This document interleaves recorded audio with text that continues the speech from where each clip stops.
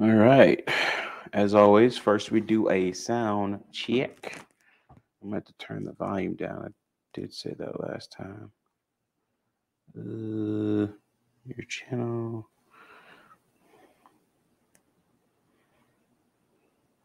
Testing, testing. All right, we're good.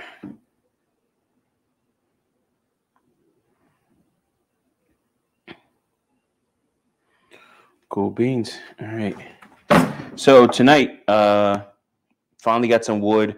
Taking a suggestion from one of the brothers that commenter or and from the chat. I forgot exactly who it was. Excuse me for that. That was a couple days ago. Oh, I do want to send a shout out to Yogi Fish for the Cash App. I appreciate you for that, brother. As always, anything you guys give me, I really do appreciate it. I just be buying food with it, to be honest. But I appreciate it so much, and thank you for supporting me, supporting the work and stuff like that. Even though I just said I bought food with it, that's $10 that I didn't have before, and I'll use that. I usually use that to go ahead and that $10 again is just I could put it towards the shop here or do some other things, and hopefully one day I can start using it to directly provide more content for you all, especially just to invest it anyway. That would be good. All right. So I bought a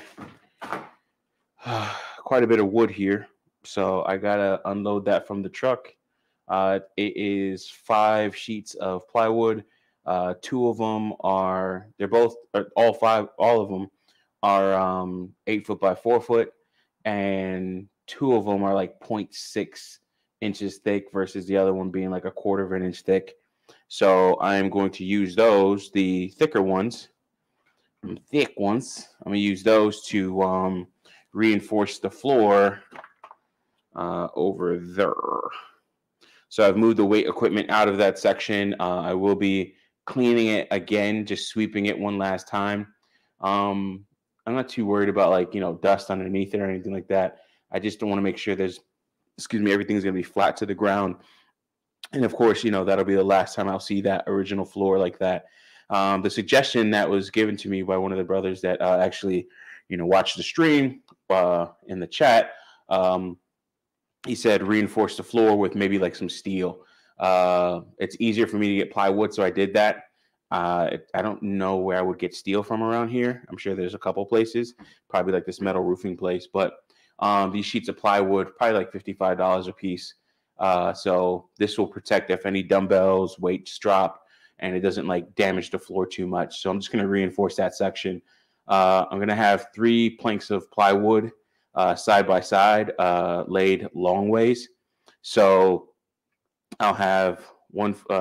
It'll be the three of them that way. So one of them I'm going to have to cut because this is not exactly 12 feet. This is probably about 11 feet internal or inside and inside. So I'll have to cut off about a foot of material from one of the sheets. I may do that tonight. We'll see. But I definitely got to get some steps in here.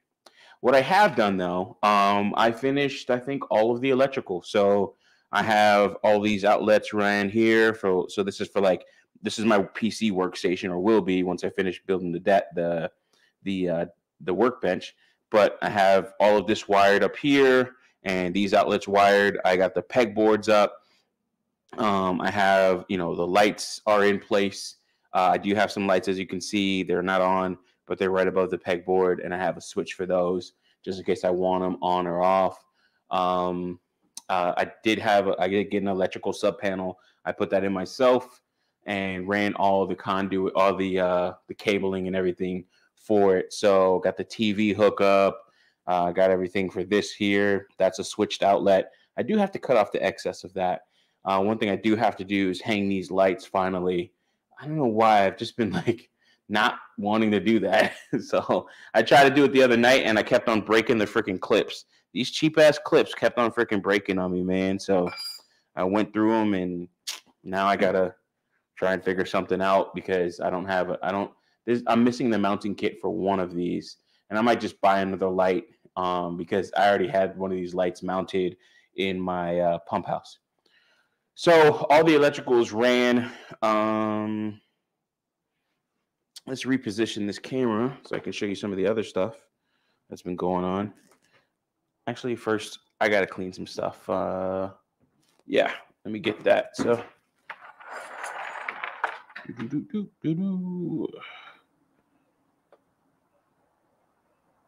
actually, no, do that, and then this is why I gotta get better cameras in here. Besides just getting better quality cameras, period.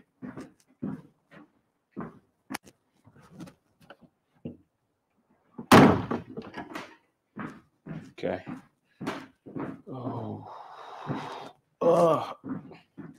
Been working a lot more lately. Went to the gym last night. Got on the treadmill. Did a couple. Actually lifted weights in the gym because I haven't really been lifting here at the house because everything is just kind of dirty, dusty, and everything like that. So haven't really been weightlifting here.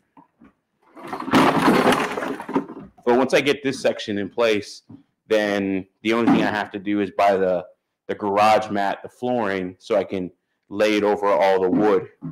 But it was a really good idea that I got from the chat to lay down a thicker or lay down a piece of steel, and I just modified that a little bit to so I can just lay down plywood instead. It's a lot easier to get, and I don't know if it's cheaper because these pieces of plywood, 8 foot by 4 foot by 0.6 of an inch, like 0.68 is what it says, was for $54 a piece.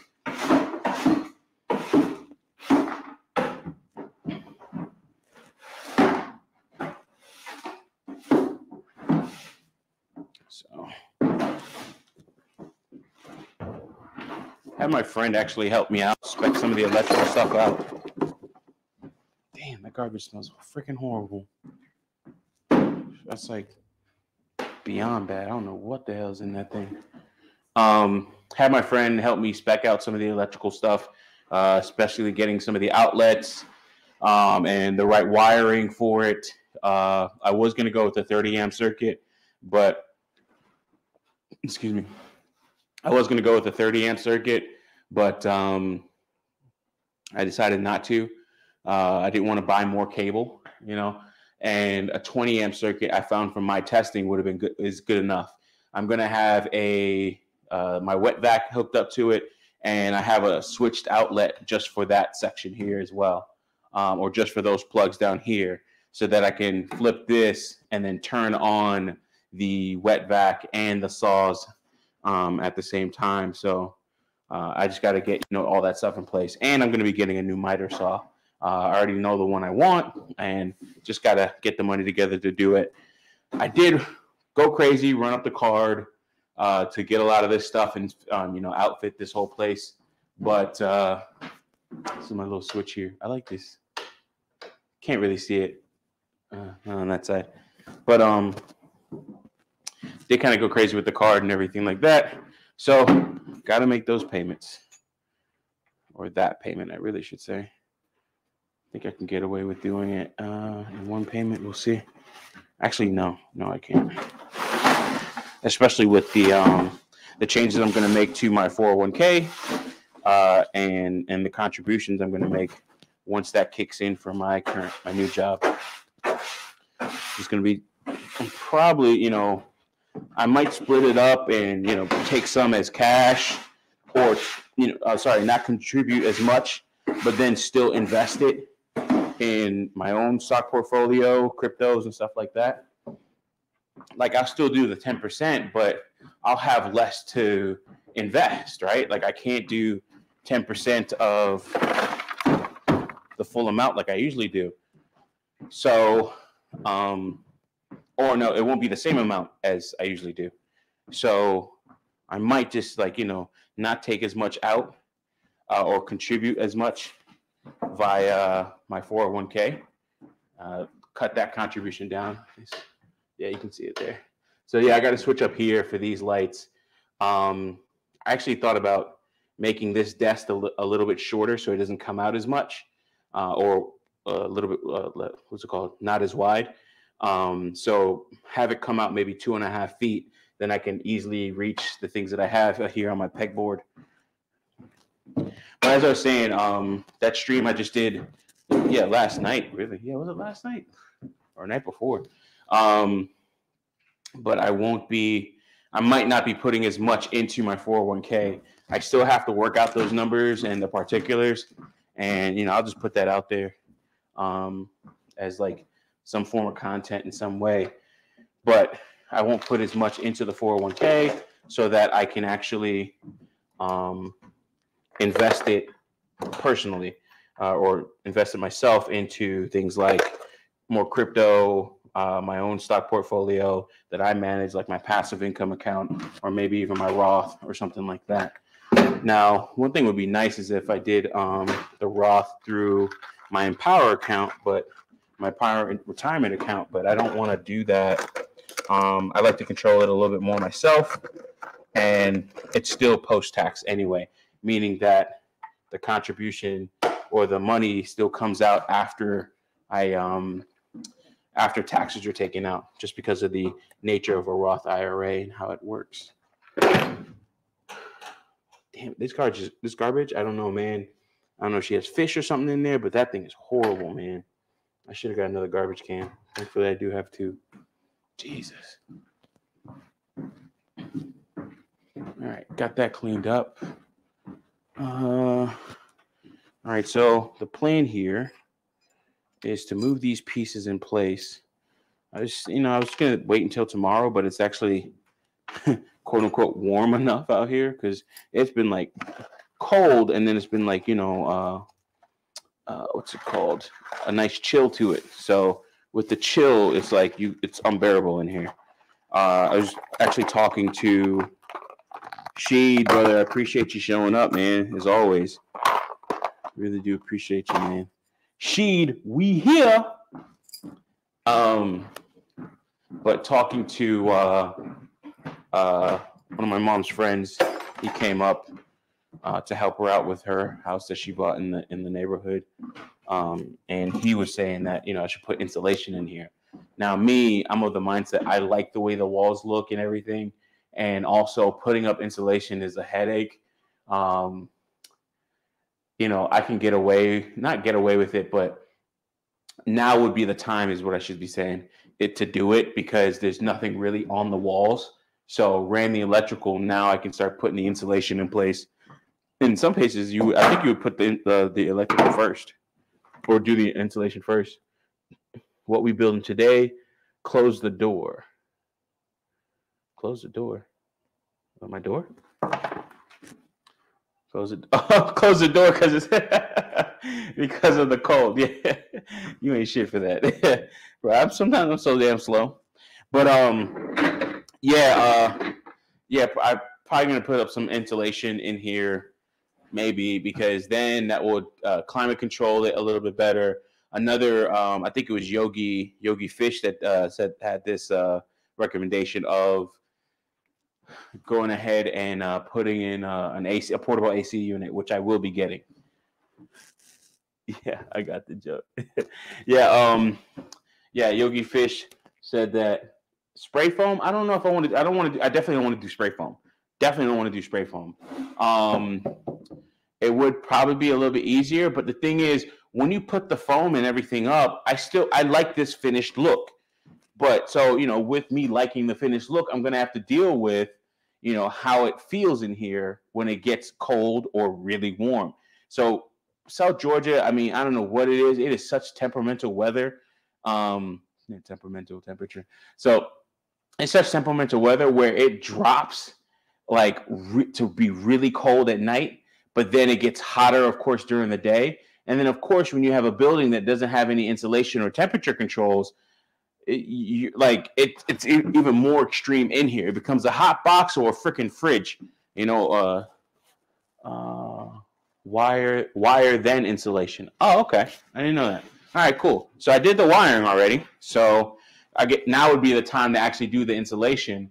And then with the insulation, that would be, then it would be like after that is putting it in place in terms of maybe putting up walls or something like that. And I don't really want to spend money on walls. That's another thing. So if I have insulation in here, I'll just have to get used to how it looks. And there's different types of insulation. So I don't know the best insulation. And I was also looking at another one of these buildings for my backyard because I do want an area for, I do want another building back there, but mainly for vehicles like ATVs, dirt bikes. If like, I get kids and they freaking want to do dirt bikes and shit. I would, I'm actually in Southeast Georgia. So I'm closer to what's it called? Jacksonville, Florida than anything, like an hour and a half north of Jacksonville, Florida. Okay. Allow me to reposition myself. My name is Young Grizzly. Okay, cool. All right. So here, all right, Sheed, I'll see you in a sec. Here, this is where I have a 20 amp circuit. All these are 20 amp circuits. So I have 5 20 amp circuits connected currently, right? And I have this 20 amp circuit. This has its own circuit. These have their own circuit. And then this one here has its own circuit. This has an actual 20 amp switch. And then it goes down to those ports there. Okay, so you close to Brunswick. Yeah, actually close to Brunswick. I haven't been there, but supposedly I'm pretty close. These have their own 20 amp circuits. This has like all these white outlets, mainly the white outlets. So the ones by the windows, because I'm going to get ventilation fans, and the ones up in the ceiling are all on a 20 amp circuit, along with the black ones are all on the same 20 amp circuit. So with that circuit, the white ones get switched on and off, and then the black ones stay on all the time.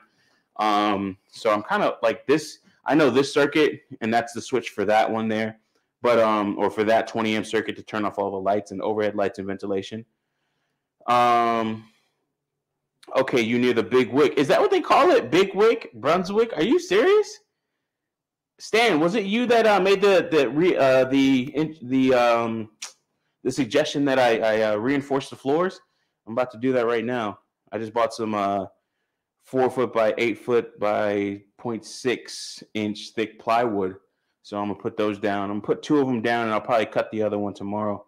Keep it techie, brother. Hey, so I will have an interview with Keep It Techie tomorrow. Keep it. I haven't answered your email. I will be answering that tonight and responding to your questions that you gave me months ago almost. So no, the floors were not my idea. Oh, okay. Sorry about that. I forgot who said it. I don't know. Maybe it was Don 007 or maybe Uncle D313.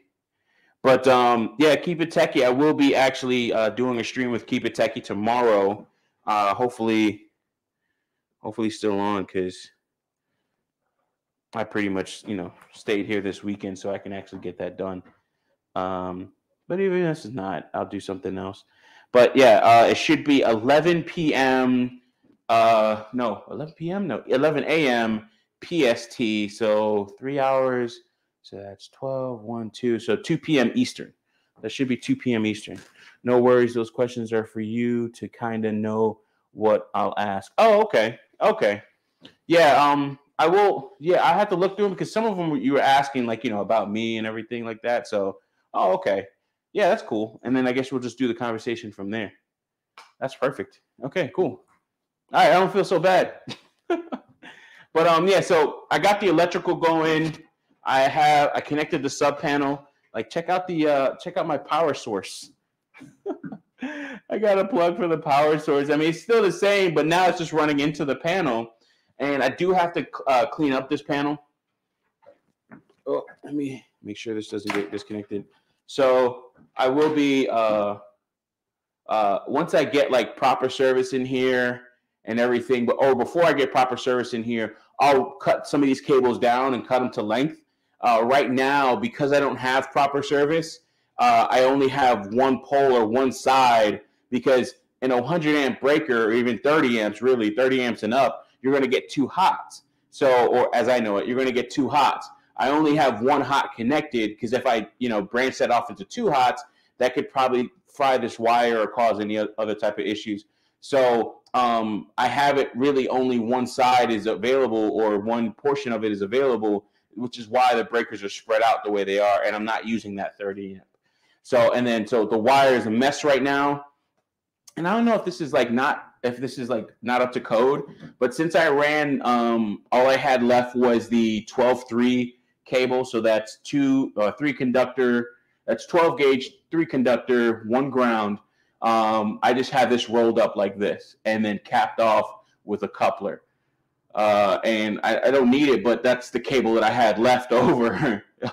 And, I didn't want to buy the 12-2, which, I would have been great. I would have been okay with actually getting 2 rolls or 200 feet of 12-2 to get all this stuff done. But I don't know. You live and you learn, because the 12-2, the 12-3 is double the price of 12-2. 12-3 is $157 for 100 feet, and 12-2 is $86, $87 for 100 feet. So it's about double the price. But yeah, so I got that panel. Wired up. Let's see what we got. Yes, Brunswick is the big wick. Okay, I gotta check it out.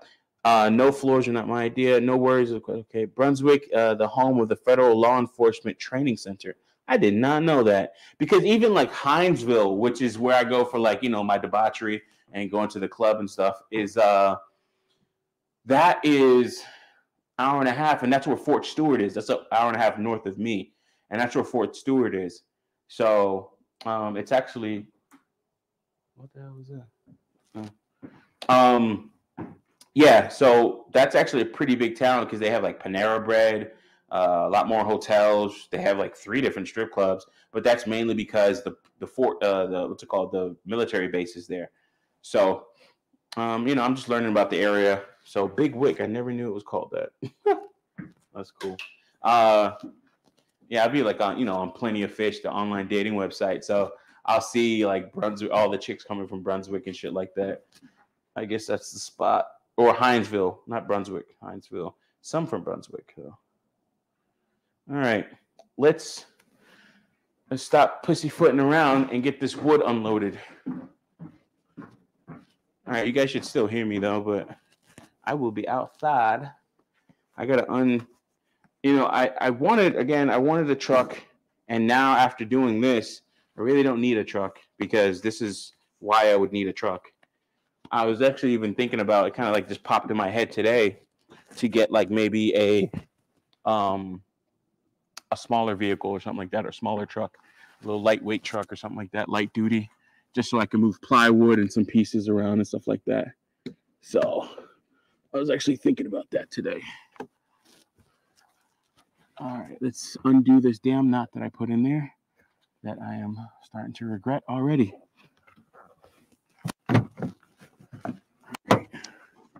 But yeah, so, I'm able to do this, and I'll catch up at the chat when, if anybody's putting anything in there, but I don't even know if you guys should hear me. You should be able to, though. But yeah, I'm able to get everything done with my Explorer. So, don't really need the truck. The Explorer and some straps. So, by using some straps, I can get these big pieces of plywood transported with little to no effort. I just drive a little bit slower, of course.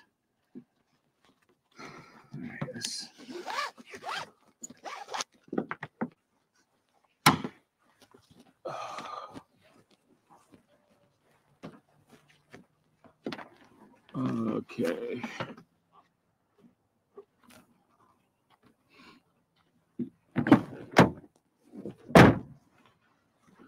Still want the truck, though. Man, that damn truck was fucking sick. It was you added everything to it type deal.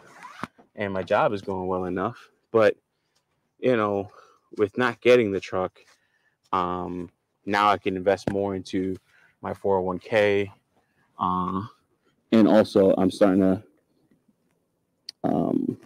possibly maybe getting some more business, some side work and everything like that. So I'll be happy with that. Be happy if I get that. Get up on this damn truck. Hopefully I didn't make that sound horrible.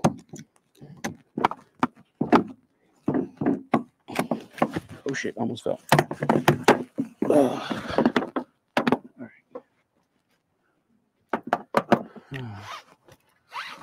But yeah, putting these floor down should be, or putting these pieces of these pieces of wood down should be too hard. Famous last words. Because I just have to. I'm just gonna use 3-inch drywall screws to put them into the ground. I don't have like a Forstner bit, which will allow me to drill recessed holes into a piece of wood, but I don't think I'll need it here. Oof. Okay, the best way to get this off is to the side. Let me just not hit my damn window. My mirror's up. Oh, let me not bite off too much more than I can chew. One plank at a time, baby.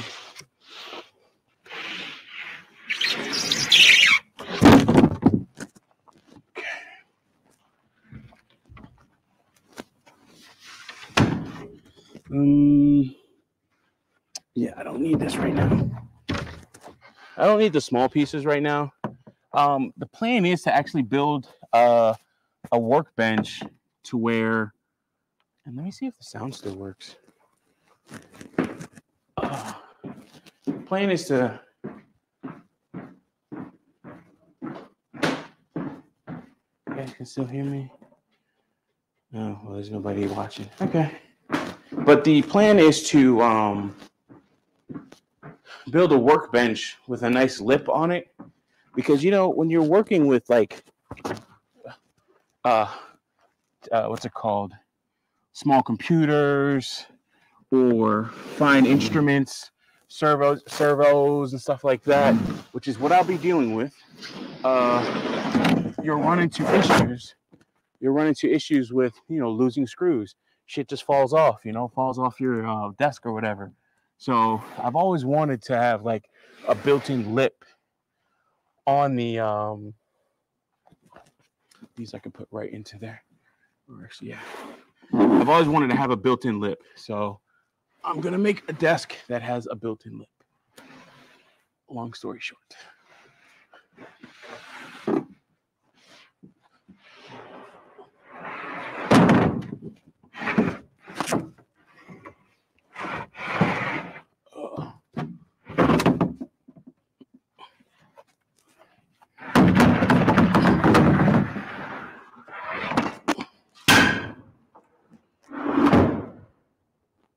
Actually, it's better if I do it this way.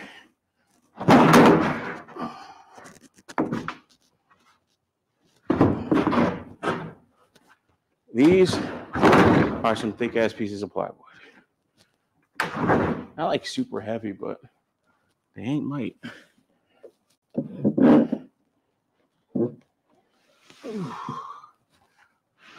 lot of ab workouts. Well, this is quite an ab workout.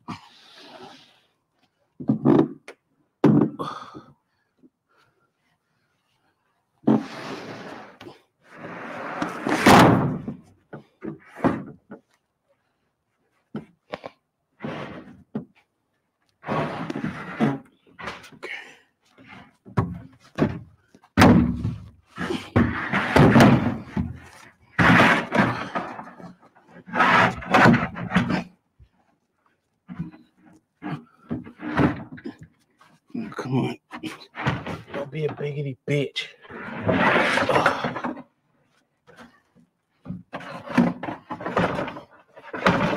It's just like on the floor. There it is.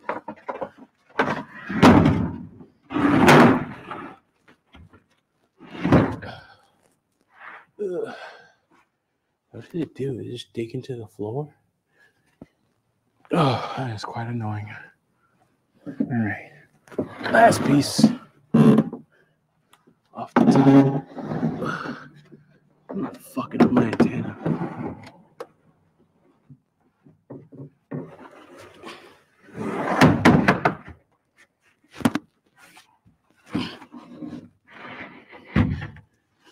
Again, this is exactly why I need a truck.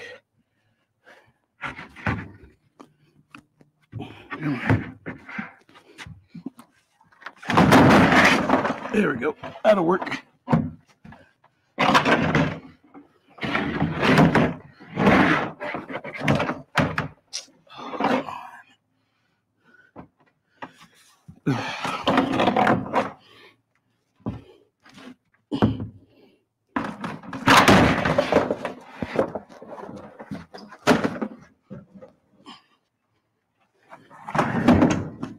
Oh, God.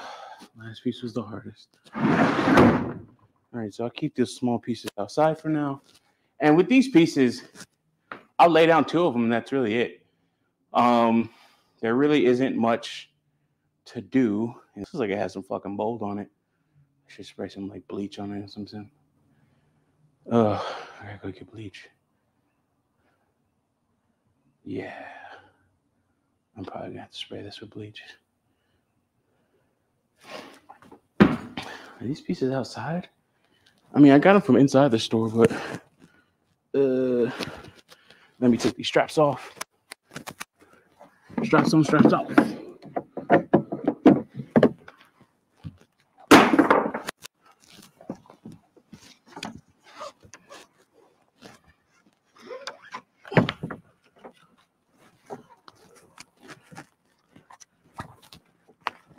Oh man. Yeah, I met this woman today. Got the number, started talking with her, and it surprises me how many, like, especially it seems like women. I mean, yeah, especially women. The men I talk to, they don't mind this city as much. I live in a small town, and Southeast Georgia is just rural to the point where like there's one area code for like all of Southeast Georgia. It's just quote unquote that bad, if you will. Whereas like where I come from, there's like 2 area codes, and they'll probably have a 3rd within the next couple of years. So yeah, 2 area codes in South Florida versus here. This is just a 912 area code, which covers a pretty large distance or pretty large area. So, but it surprises me, how many women just don't like it. And again, she came from like a bigger city or a bigger area. I think she said New Jersey. Yeah, New Jersey. Whereas me, I'm like, I love it here. And if anything, if I really, really want to, quote unquote, get out, then I just leave, like I have the option to really do that. And I can always drive back down to South Florida or drive to Jacksonville. So I don't really have that issue. I'll just put this piece down last. Yeah. And then I'll get the bleach later. And this will be the piece that I cut. All right. So, yeah, I can always drive down to like South Florida or Jacksonville, get my jollies off at the club. Oh, yeah, this shit is moldy. Get my jollies off at the club and be back home. Mike V. Yeah, you good? We can hear. Okay, cool. Thank you. Mike V. Appreciate you, bro. Appreciate you always showing up and showing out, showing support. But yeah, it surprises me, and this is not like, I mean, we could say it's like a quote unquote female mindset, wanting to be in areas of possible action or things to do,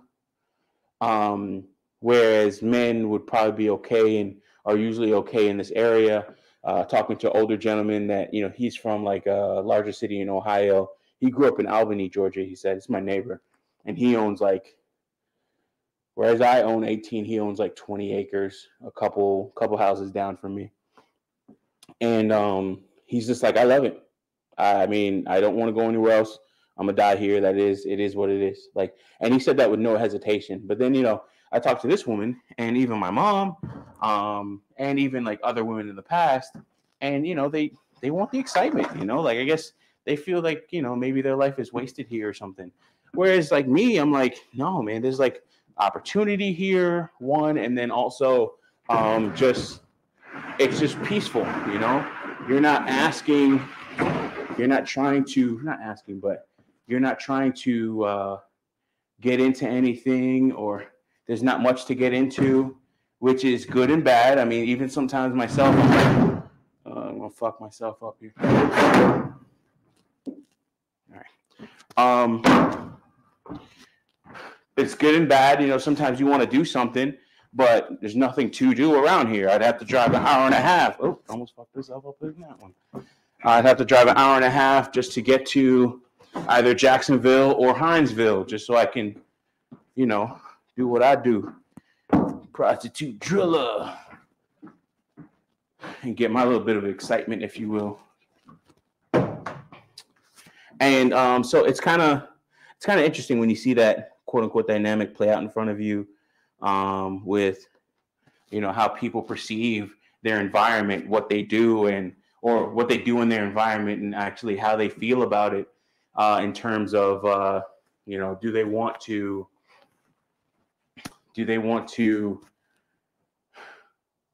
live a quieter life, and she's talking about, if her kids go off somewhere, she would just move with her kid, because she wants to be close with her kids. And I'm like, okay, that's cool, but one of my mom's friends, he's another friend that's here. He stayed longer than the other gentleman that I was talking about earlier.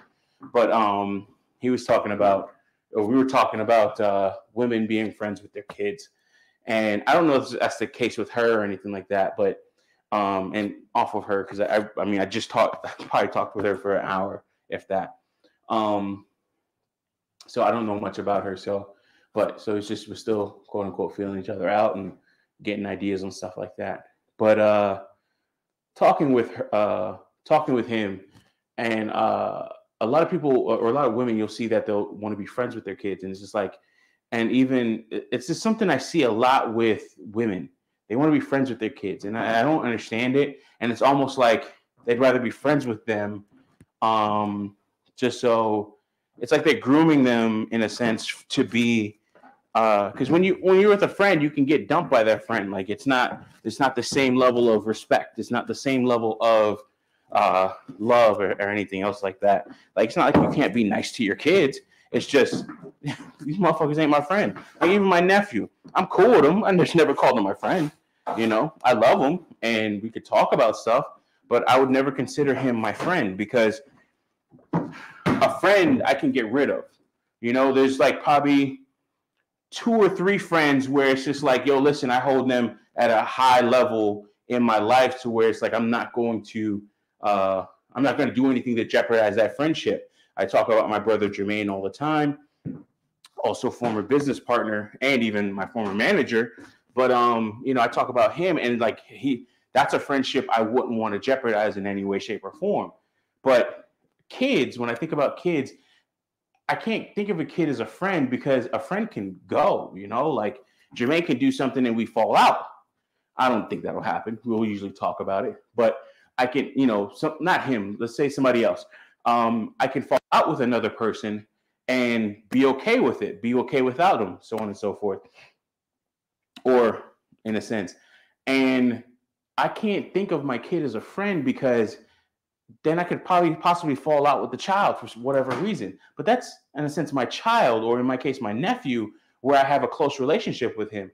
I can't think of him as a friend. Like, it doesn't make sense to me, because if I thought of him as a friend, then it's possible that, we could have a falling out. Whereas my nephew, he could say, hey, listen, Uncle Mike, I'm Uncle Mike, I'm gay and I hate you and I never want to talk to you anymore. And it's just like, um, all right, bitch. I mean, I see you at Thanksgiving. You know what I mean? Like, I feel some type of way, but at the same time, like, it ain't over, bitch, until you're dead or until I'm dead. Like it's not. I'm not gonna look at it as something where, um, it's not a fly by night thing. Like I watched you. I, I watched over you as you grew and things like that. So I can never think of a child as a friend, and that's one of the things that I see with some women, even like my own another friend. Where she would say, hey, he's my friend, and I'm like, and I thought it was weird, but I'm not gonna say nothing because, sorry, let me just tighten this thing up. Yeah, I'm not gonna really say anything like that. That's what you want to do, and go ahead. All right, cool. This like handle was like really loose. Yeah. So I mean, if that's what you want to do, go ahead. But for me, it doesn't make sense when I hear people talk about their child as a friend.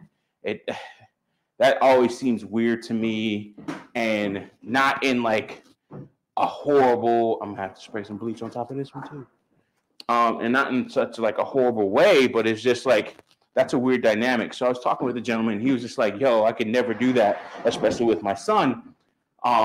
Me and my son could talk, and my son would say something, and then he would have to tell his son, mind your manners, know your place, know who you're talking to, so on and so forth." And I totally understood that. I don't have that same relationship so much with my mother. Sometimes I'll, let her have it, and I will admit that it's not something that I always just want to do. It's not something I just want to do, but it's something that sometimes I have to when working with her in some capacity. So I got outlets everywhere, which is great. So now I can like plug in things like this cart and get some battery life.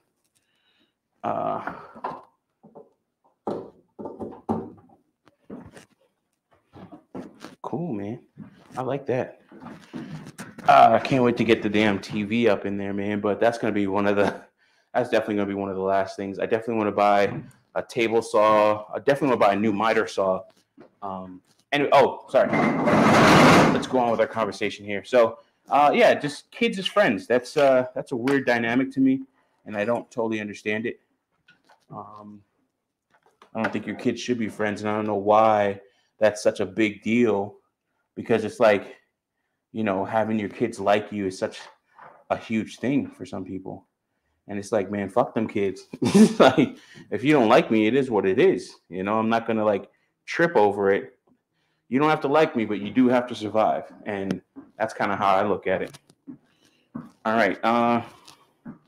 Let me mute this sucker because I'm about to make some noise.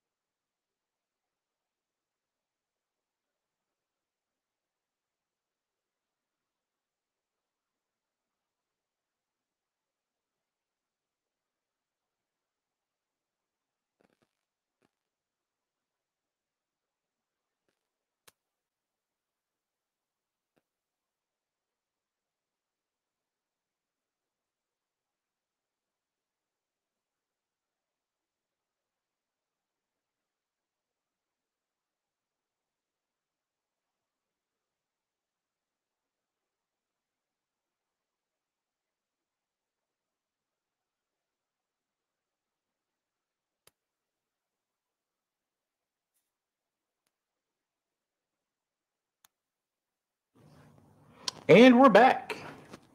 Yeah, that blower gets pretty loud, of course, but actually does a really good job. All right. I was walking in here earlier, and like this spot seems like, I mean, it's obviously empty, but it seemed like even more emptier, and it made the place feel like kind of small. I don't know why. I mean, with less stuff, I would imagine it to feel bigger, but not the case. All right. Essentially, since the first two pieces should be pretty freaking easy, just lay them down, screw them.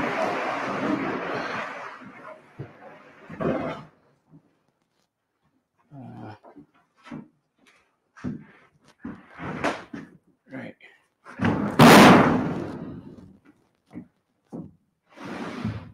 Okay. See how straight these edges are. Oh, so far so good. A little bit of space. So let's just shimmy this sucker into place here. Sorry for the view. I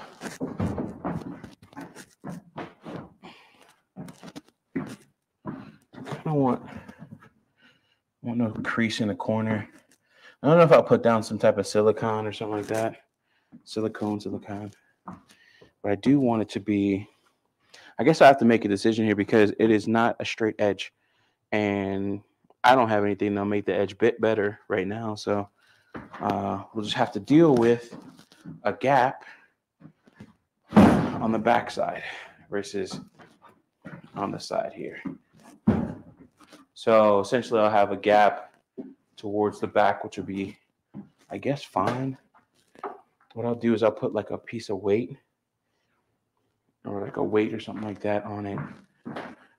That'll have it butt up against it. And then that way it kind of keeps it in place a little bit.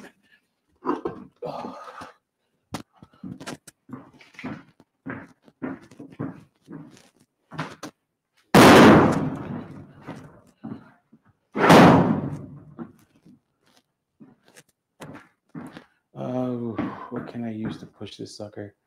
I don't feel like bending down and doing it because actually I could probably lift it up and do it a little better or just as good. I should keep it in place while I drill it. Yeah, so there's like a little bit of a gap back here, which again, well, not again, but that's not a big problem because I'm going to put another covering over this, like a mat. As I said, the flooring I'm going to use is probably about four sheets of this the garage mat flooring. Not the tiles that you could put in place, but like it's a 7.5 by 17-foot roll. So I should be able to get away with using. Yeah, not get away with. I have to use 4. I think I'm going to need like 3.3 pieces or something like that. And what I could probably do is use a piece of it. Oh, yeah, that's right. Okay, cool. I forgot about that. I could actually use a piece of it on the bench. So that'll work. I was going to buy some linoleum or vinyl tile, vinyl flooring, and put that in place as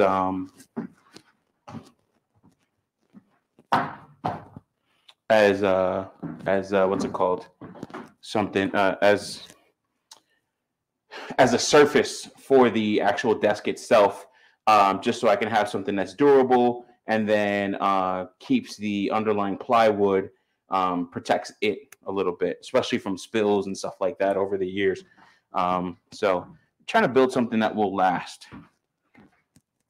Yeah, this gap is not that big a deal. It's off by a small angle. I mean, and the thing is, the plywood could be fine. It could actually be the building that's off by a bit of an angle. I doubt it, but you never know. They usually make these things fairly square, but at the end of the day, humans put this stuff together. So, all right, cool. Let me stop playing around with this thing. And I think it's in place. All right. So time to screw this sucker down.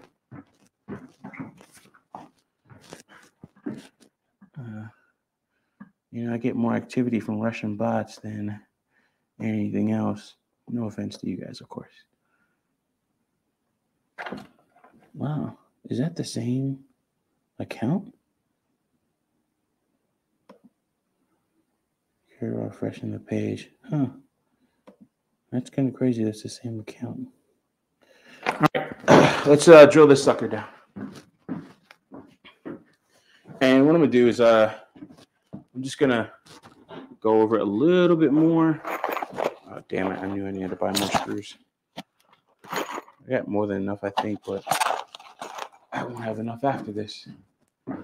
But I use my compact driver, which I'm like loving the compact driver as the screwdriver of choice or fastener gun of choice. Just has the power, of course, going through wood and everything else like that. I mean, it just makes it a lot easier.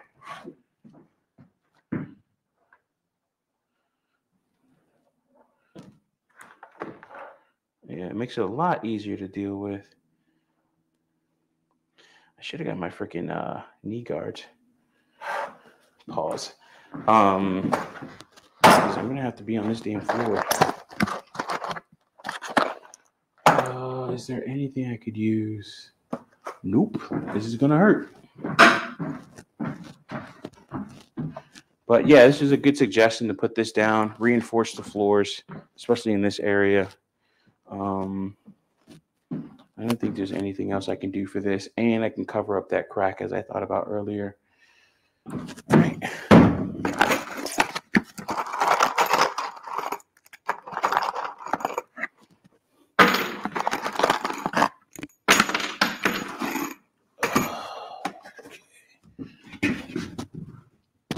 Hopefully this damn bag don't fall on my ass.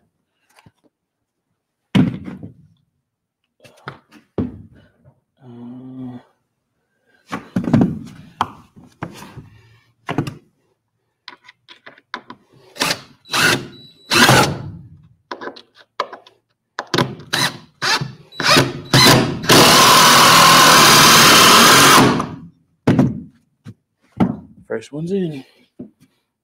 What I'll do is, just as a form of measurement, put one at the corner, probably at a square inch or the corner of a square inch. It's about, probably square 2 inches, it looks like. And then I'll put one at every, what's it called? Frame point or joint, not joist, but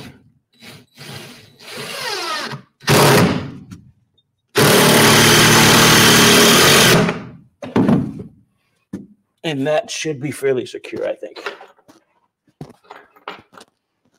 I try and like eyeball it for the ones that are right in front of it.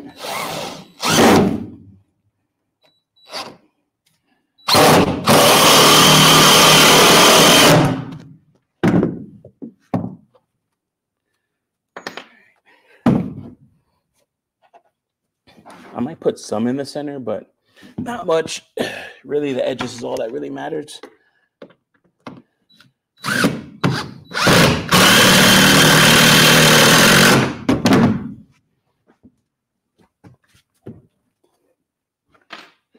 Yo, move this damn trash out of here, because this shit is really too stinky.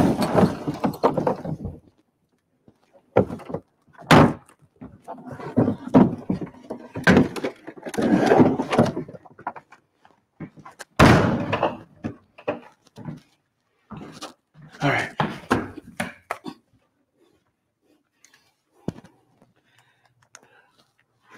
Put one right about here.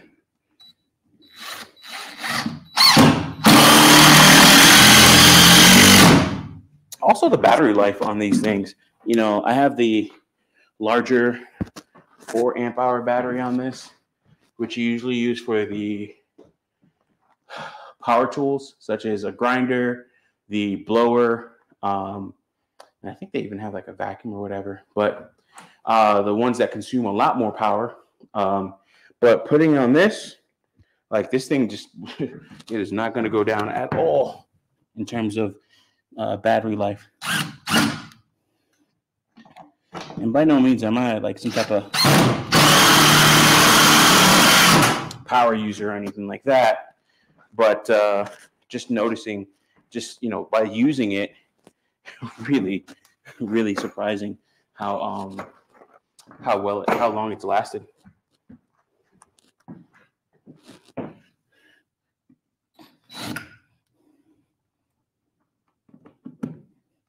Actually, let's put this closer to the edge.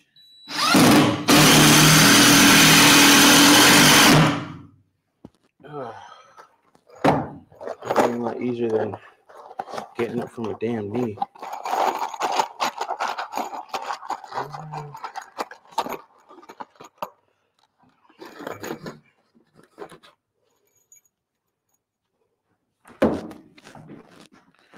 All right.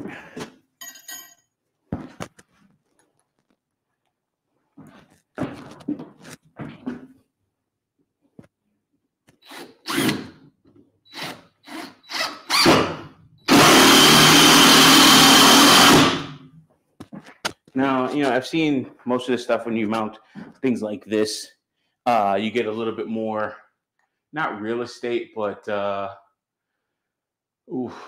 better seal, better connection when you use something like a lag screw. Definitely not a bolt, but like a lag screw that will drill through and fasten itself without the use of a nut. So when I put things in like this, or use these drywall screws, I tend to use a little bit more than probably what I need. And, me being kind of finicky, I guess.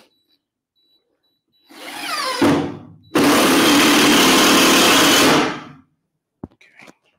All right, so that's that.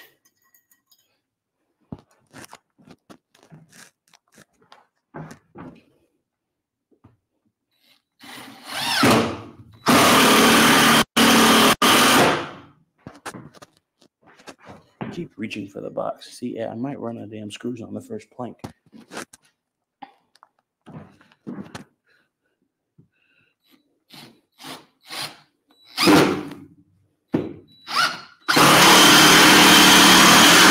Which is not too bad of an issue or big of an issue here,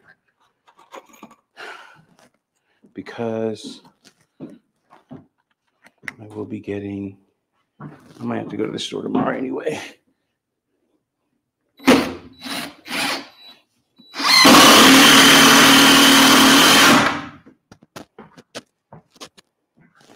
Got screws right here, Mike. And it's good to fasten this one down a little bit more secure than the others, because this will be the one I walk in on a lot more.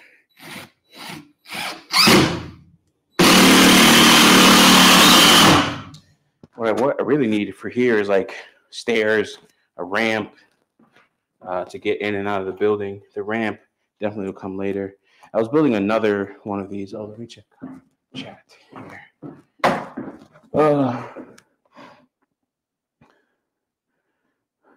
Back techie Mike. What's up, Sheed? Yeah, I have the DeWalt Impact. I have the DeWalt Impact, 11 years old, hasn't skipped a beat. Original batteries too. That's kind of crazy. That Milwaukee sound pretty powerful. Oh, this is the Craftsman actually, but I mean, I wouldn't say there's much difference between all of them. They have their different battery connectors, but really it's like the same technology, because they all use the V20 is the big thing now, lithium ion V20. But yeah, this thing is pretty powerful, and this is an impact driver. The other one that I have is an actual hammer drill as well, but I bought the impact driver, a screw gun like this. Well, a screw gun, but this one actually has hammer functionality, or hammer drill kind of esque functionality. I do have another hammer drill. So I got this impact driver, which is the original one, and then another screw gun that I burnt out, but it's pretty much the same one. And I had a flashlight, which I have here. So I got the flashlight and a jigsaw, the hand saw, the reciprocating saw, I think is what they call it. I got one of those. So I got all 4 of these in a whole set with charger and batteries. And that was probably the best $150, $200 that I spent. And it's actually really good tools. Ever since then, once you're in one of these, you don't get like a Milwaukee, a Motobo, a DeWalt, or something like that, unless you're really particular about your drills. But yeah, these have been working pretty well, and I've had them for well over 3 years, I think. I only burnt my other drill out, and I had to replace it with this one because I was drilling through a tire, and I burnt the whole damn drill out. So, and it wasn't powerful enough for that. And I also didn't have an outlet because I was like in my back or my middle yard, because it was like freaking. I didn't have any power back there, so I had to actually drag the damn tire up to the house. But I needed a hole so I can put the chain through so that I can actually drag the tire. So I burnt that drill out, not on purpose, but I didn't know what I was doing when I did it. Okay, the red threw me off. Oh, okay, yeah, Milwaukee has red. Oh, okay, I forgot about that. Definitely forgot about that. I will be getting a Cobalt. I bet Milwaukee make that set. Yeah, they definitely do. They probably do make the set, like it probably is an actual Milwaukee drill, a rebranded Milwaukee drill. But I think it's Lowe's that owns Craftsman now because Sears sold it out. So I have mostly Craftsman stuff. Even the table or the rolling storage cabinet, tool cabinet that the computer is on right now is a Craftsman. I don't get too many things that are not Craftsman. Now the miter saw that I am going to get, it's about $330. It is a Cobalt dual bevel sliding miter saw. And that's all, and it has a 12-inch cut versus the Ryobi that I have, which is a corded, and that other one is the new one I want to get is a corded as well. Versus my Ryobi, which is probably like a couple of 7.5 inches or something like that. It's not that much. And I just need to cut bigger pieces of material, and I probably will get like, bigger blades and stuff, or better blades, so I can do chopping of like, actual metal. So I think I should be able to do that with the Cobalt. I'll have to research that last part. But yeah, I really want that Cobalt saw. That freaking thing is pretty nice. Pretty damn nice. I really do like the way it looks. And also the tool, not the tools, but the functionality of it too. The look is not such a big deal, but it's really like the functionality. And then the look that got me, if anything, was like the big ass blade, because it has like a 12-inch cut capacity. So all the things that I was having a problem with, like all the 4 by 6 by 8 foot long pieces of wood, or even the 4 by 4 by 8 foot long pieces of wood, I would have cut through those in like one go instead of having to flip it and everything else like that with the smaller Ryobi. But I had to spend more money on materials than I did with tools. Okay. And thanks for you guys that even if you're coming in and out, man, I do appreciate you showing up and showing out with comments and questions and stuff like that. Last stream was pretty good.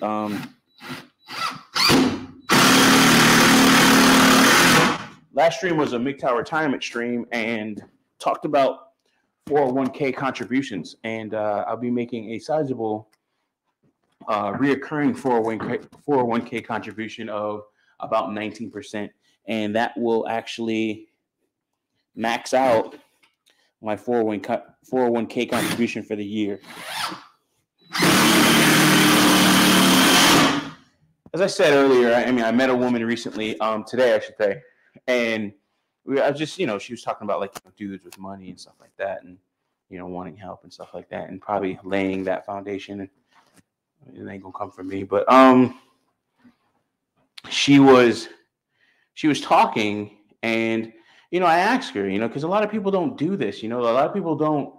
A lot of people can't do this. They can't invest.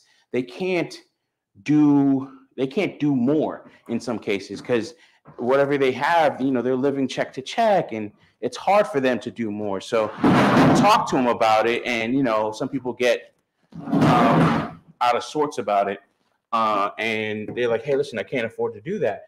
Listen, you can always afford a little bit if you're out there splurging, and I'm talking about splurging as in getting fast food when you do have food at home.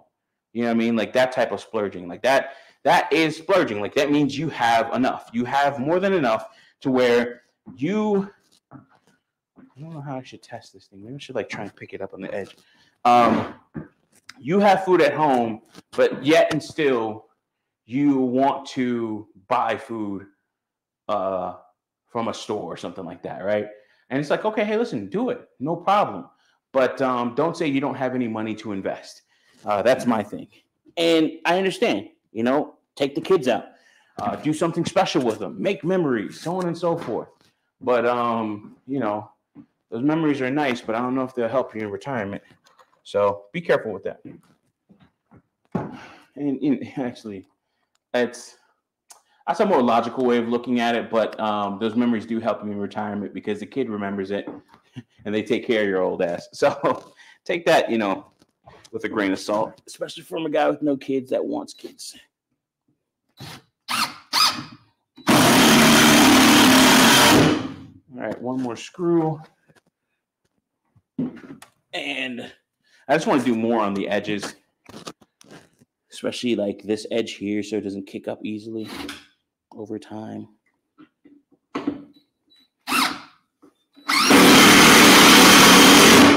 right, cool. All right, let's move the next piece in. Damn, Sears sold Craftsman. I was Craftsman man until Sears started into slow death. Yeah, I think Sears they sold the Craftsman brand to Lowe's. Check that out. I mean, but I remember that, and that's why only Lowe's carries it. No, is it Lowe's only? Yeah, only Lowe's carries Craftsman, because I used to I was a Home Depot man myself, especially in South Florida, because that was the hardware store of quote unquote. Well, that was the hardware store of my daddy, so I used to always just follow him or hit in his footsteps with that. Let's move this next piece in place. All right, you're up next. So what we want to do is kind of get this. What we want to do is Xanadu, but kind of get this to overlap. All right, cool. And that should make it easier to drop in place, I think. Probably not. Oh, thank God I have strong legs.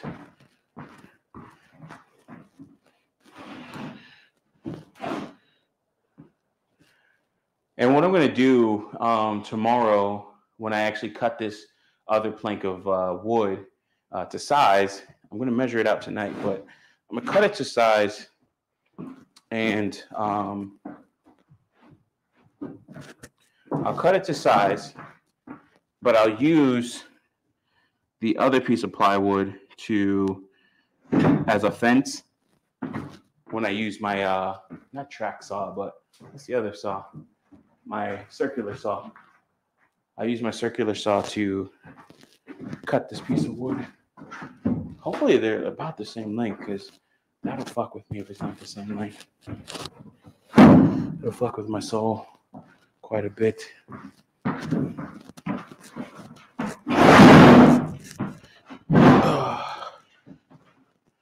So I'm using a 35-pound weight here. I just need to pick this shit up. Excuse the view. Oh, wow. Okay, well, not exactly the same length, but it's also not that far off. So these, I want to have these butt up with one another. And what I'll do is I'll move it back so it'll be the same length here at least, and that'll be okay. I was also thinking making this section a little bit shorter. Excuse me, only because I'll have my table saw right here. Oh.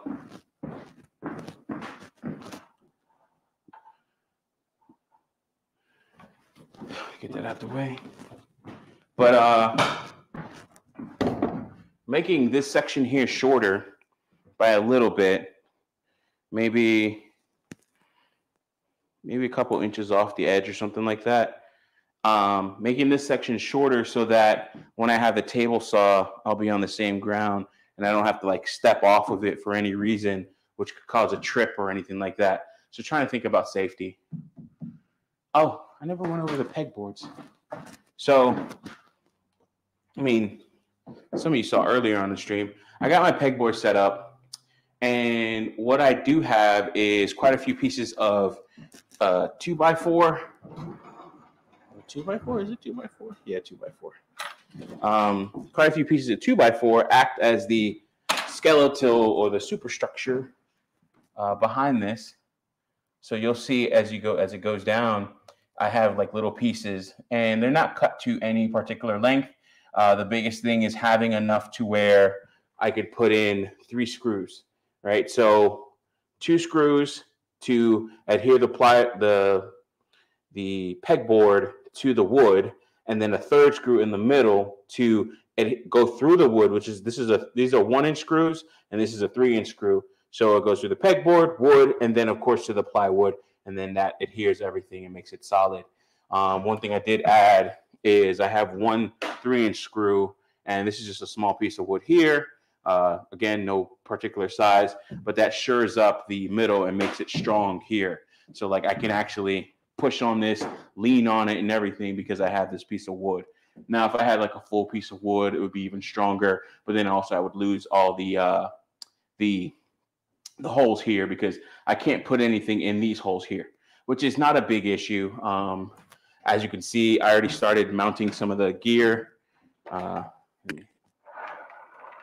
rotate here. So I already started mounting some of the gear here. And again, the first 4 feet, pretty much up to this outlet, will be about 2.5 feet out from the wall. And then the other 4 feet where the miter saw and table saw will sit will be 4 feet or 3 feet from the wall. 4 feet is quite a bit, but then I won't be using too much of things on these pegboards here. So maybe these will be saw blades or something like that, or some other instrument or other tools or what have you on these boards that I won't have to get to as much as I have to get to these. So most of the stuff will be here. And what I did is I actually got some toilet paper or some paper towel roll pegboard attachments, and that's where wires coming. I have wires coming out, so that's pretty cool. So have a bit of a little wire dispenser here, so I can just pull that. So that's really nice. I ordered it, and I didn't when you order from Amazon, you really have to watch it because when you order this shit, you order one, and then it's like a pack of fucking 4. So again, this is good for me because I could put wire and still have not toilet paper, but paper towel rolls and stuff. But it's good. It's really good that I can actually have these spools of wire here, so I can get all my work from here, or get all my wire from here and have the different colors and everything like that, and have it dispensed from here. So these wires are usually pretty expensive. It's like 50 foot is like $25. Copper is really expensive. Copper is really expensive. Oh, okay. Okay, let's just. Yeah, man, your space is coming along nicely. I appreciate that, man. Yeah, a lot of work's being done, you know. I can't wait to get the TV in place, and also a speaker. So get some my Sonos speaker or 2 Sonos speakers in here, one here, and then one over the weight set. That's that little black outlet there. So I'll have full sound and everything in here, music. Won't be no bass or anything like that, but them Sonos speakers are freaking serious. They're serious money too, but you can find them pretty cheap on eBay. So I will definitely be happy with that. Probably getting 2 of those off of eBay. I think they're like $130, $150 a piece versus buying a new one. And that'll cost me probably like $220 or something like that. Okay. All right, so let's. All right, so this is on the charger. Good. All right. All right, back to the task at hand here. Whatever. All right. I'm trying to position this camera. Again, this is another reason why I want to have like, a better set of cameras in here and really getting that whole thing set up as well. I'm really excited about that. Can't wait to get that in here. Getting some 4K cameras. And then I also have to do something to actually increase the quality of the stream as well. StreamYard, I was paying the $50 a month for it, and I did that for like a couple months, but StreamYard is not. I'm expecting 1080p quality, and I paid for it to unlock it, but there's something on my system that I'm not doing. I think on my side, and not so much them. But the quality is still subpar. So especially when I'm sharing screens. When I'm sharing screens, it is horrible. Okay, the hammer would be a better thing to use instead of the screwdriver. When I'm sharing screens, it's horrible, and I have to enlarge things. So it might be like, I need a capture card of some sort. I'm not sure about that, but we'll see. I'm trying to figure out the best way to. There's something that can make this easier, but I don't feel like walking to the house and getting it. Well, it's not like too many people are watching anyway. No offense to those that are, but I gotta think about where the hell did I have it? Where did I put that damn thing? Did I take it out? No, it's in my fucking room. Man, fuck that. I don't feel like walking.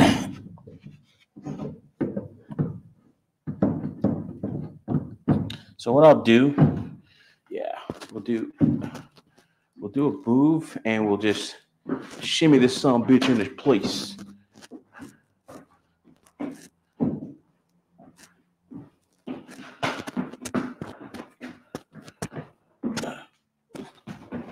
Why the fuck did I just move like that? All right, cool. So then shimmy myself into place. Son of a bitch. Too much. Oh, and it's way off.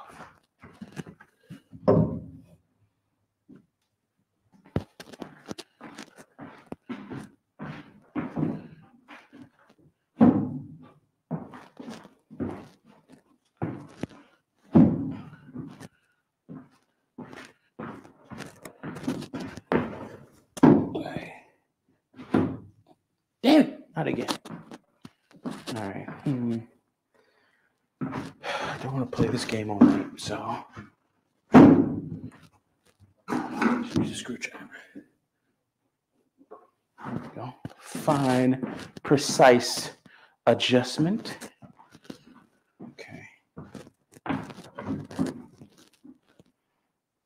I'll do. Oh shit.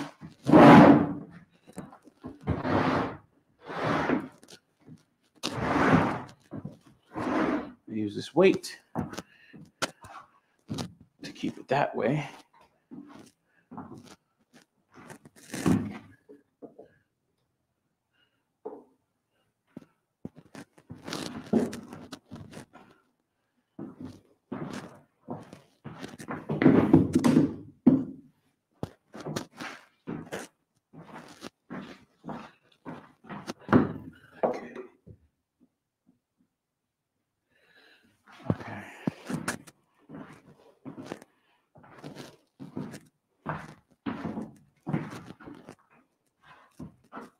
Another thing, I can't wait to get rid of this this cable here. It's serving its purpose, but it's in the way at times. You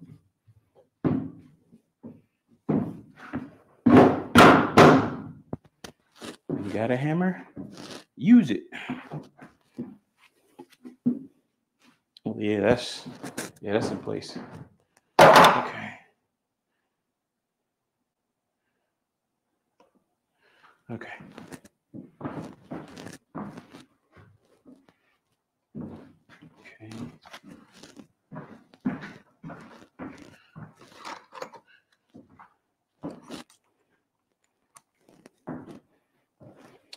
Now, a space as small as the one that I have will not kill me, but I don't want it. So, or a gap, I should say. Speaking of space, I was building another one of these today. I think I mentioned that earlier. And, I was just paying a little bit more attention to not so much the shortcomings of this building, but what I would want in the next building. So the next building, if I get another one of these, definitely will be bigger. And I'll have garage doors in different places that I can shoot out of, and have a larger roll-up door so that I can bring in more ATVs and stuff like that, dirt bikes and all that other stuff. I don't know if I'll be dirt biking myself, but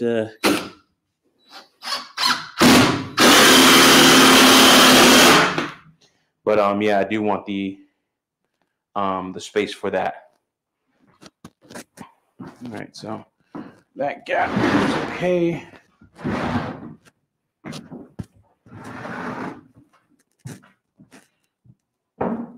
All right, let's bang this sucker in place.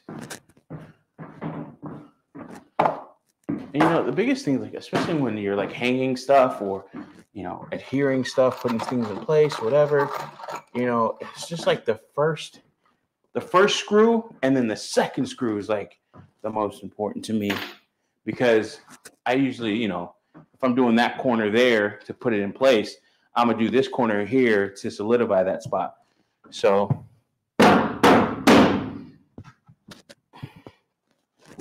or to sure up that spot so that I can then after that I can go kind of quote unquote not totally crazy, but I can make sure everything's good, and then once it's in place, then it's like, all right, cool, now I can put in all the other screws, like everything's set. So like I have a pretty big gap back here, and again, that could just be I think it's just the wood, to be honest, because these aren't always exact pieces. All right, that's in place. These aren't exact pieces or cut exact or to perfection.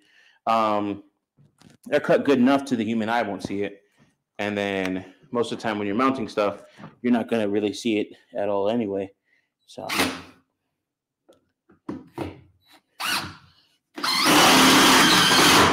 yeah, when you're mounting stuff to this or mounting this on a wall or anything else like that, you're not really going to notice the difference, the drop off, the variance in the angle, and it might be like a 1/2 degree, or it might be a 1/2 degree difference or something like that. But then over a long span of time or a long length, you're just going to notice it. So when you're putting it up against, say, a wall like this, which is most likely straight, leveled, you start to see the changes or the problems with it. And then, of course, it's sold as 4 foot by 8 foot, but it'll tell you usually around or about this much, so they give you that warning on the tag. Oh.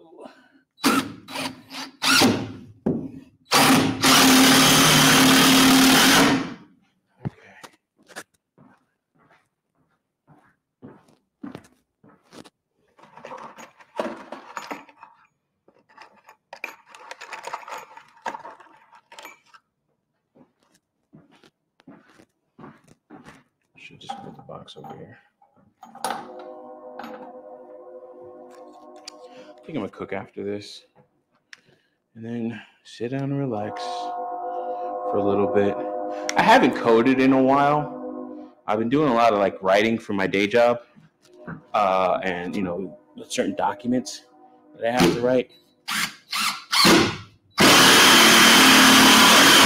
I have to write and turn in, so I haven't really coded much.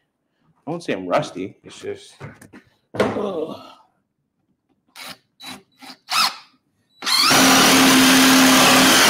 I do want to get back to doing programming streams. But this, again, is more important, I think, because of what it means and what's coming next. This is just one phase of many.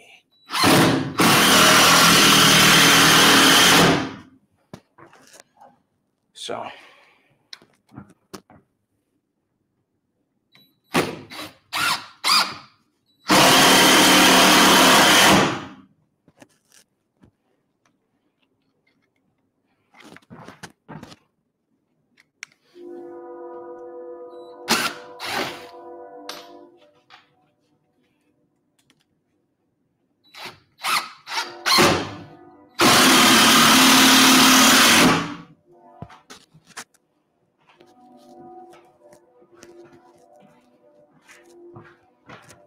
Yeah, I'm down to like the last 10 screws, it looks like. I'll buy some more tomorrow. Actually, I have to balance my accounts, or not balance, but make payments and stuff like that. I'm behind on my internet bill. Like, it sucks because my internet doesn't do auto debit. So, like AT&T, is it AT&T that does it? I forgot why AT&T. I think AT&T doesn't do it because I didn't have enough money in the account like multiple times, and they stopped doing it. So I have to do it manually. So sometimes I get like 2 months behind on that darn thing. So, but I pay, and then I pay the fucking late fee like a dumbass.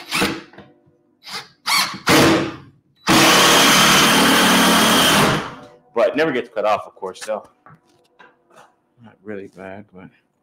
That late fee, that's money out your pocket. It's money you can't invest. Let's do these first.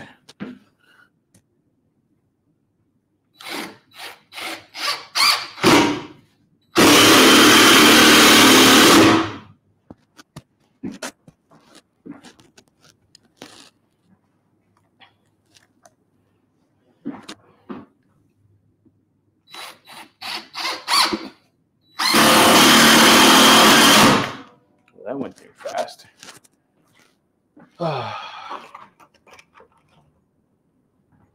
So yeah, I got to get that in place, or got to go through my spreadsheet, look at investments, or what the investments are looking like, update some numbers. I also do have to do a video on spreadsheets and how I use my spreadsheet to track my cryptocurrencies or my cryptocurrency investments. That's down that line. Right, we need one more. We need more here.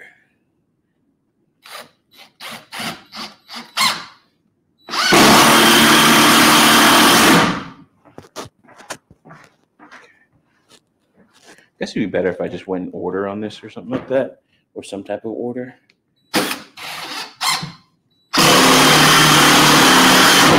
Then I wouldn't miss holes. And do one more on the front.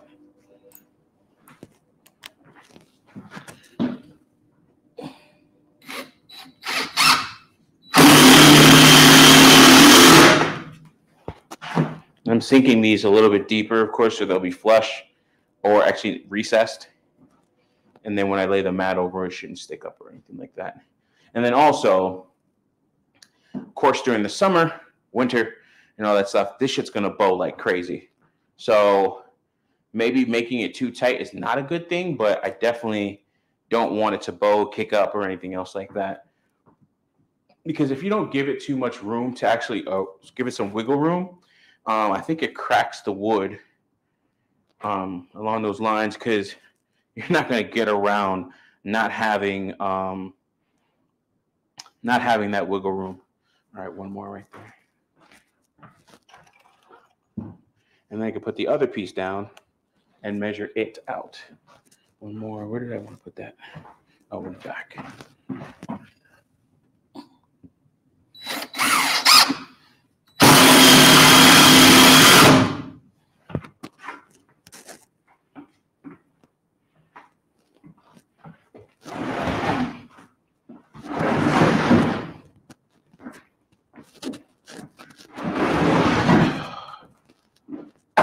Oh, okay. So yeah, this is stronger floors now. You know? I mean, not like I was gonna fall through it before, but oh shit, it definitely is sturdier. Like these pieces on top, wow, you can kind of not just like imagining it, but you can really kind of feel the difference in terms of when you quote unquote like when you bounce on it, you step on it, the vibrations is like muffled a little bit through these.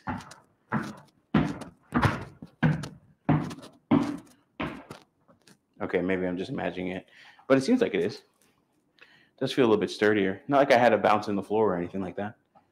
All right, cool. So let's blow this sucker off. Pause.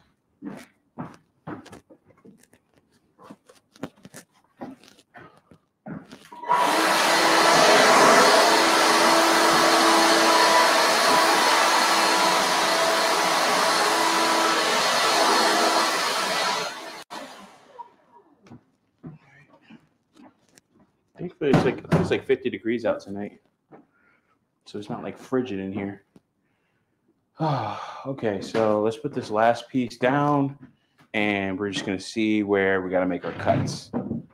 I'll do that tomorrow when I got some sunshine. Also, I gotta bleach the hell out of this thing. That's definite. Oof, that's definite.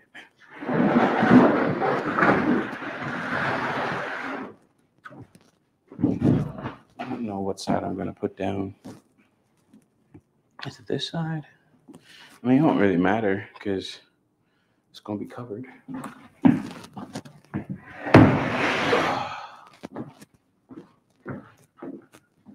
Also, I gotta be careful how I cut it because I want to make sure I have a straight enough edge and not too much of a gap. And honestly, I could probably cut a straighter edge, especially if I can build a proper fence for this. Let's adjust this so I don't have to be kicking the hell out of this and hurting my lower back.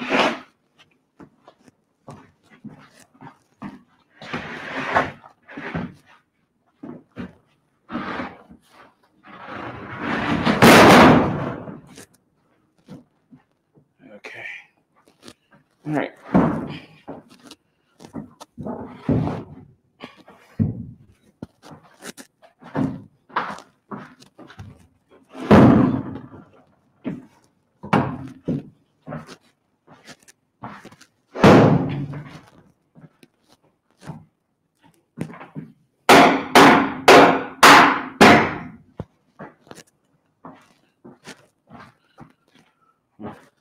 Just trying to make this as straight as possible or put it along the straightest edge possible.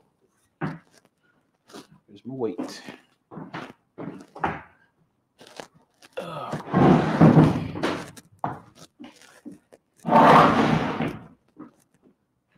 Okay. Oh.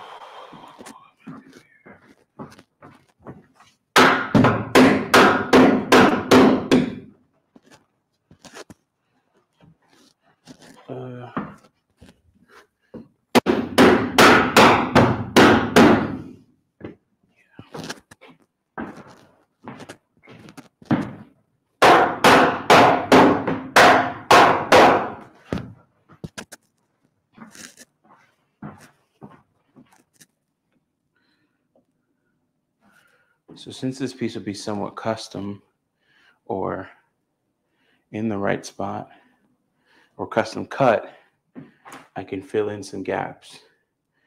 And what I might use is if this gap is such a big or since this gap is getting wider and wider, is some spray foam. Put some spray foam in there, like the good stuff spray foam or great stuff spray foam, and then just cut it once it bubbles up and cures. It's always best to spray that stuff during the day too. Okay, so let's see how much I gotta take off.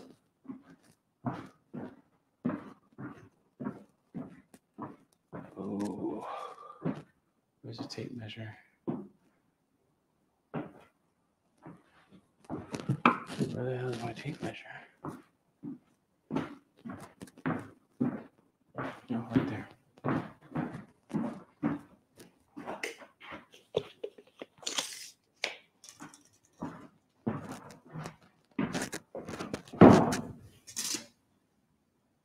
So 13 inches.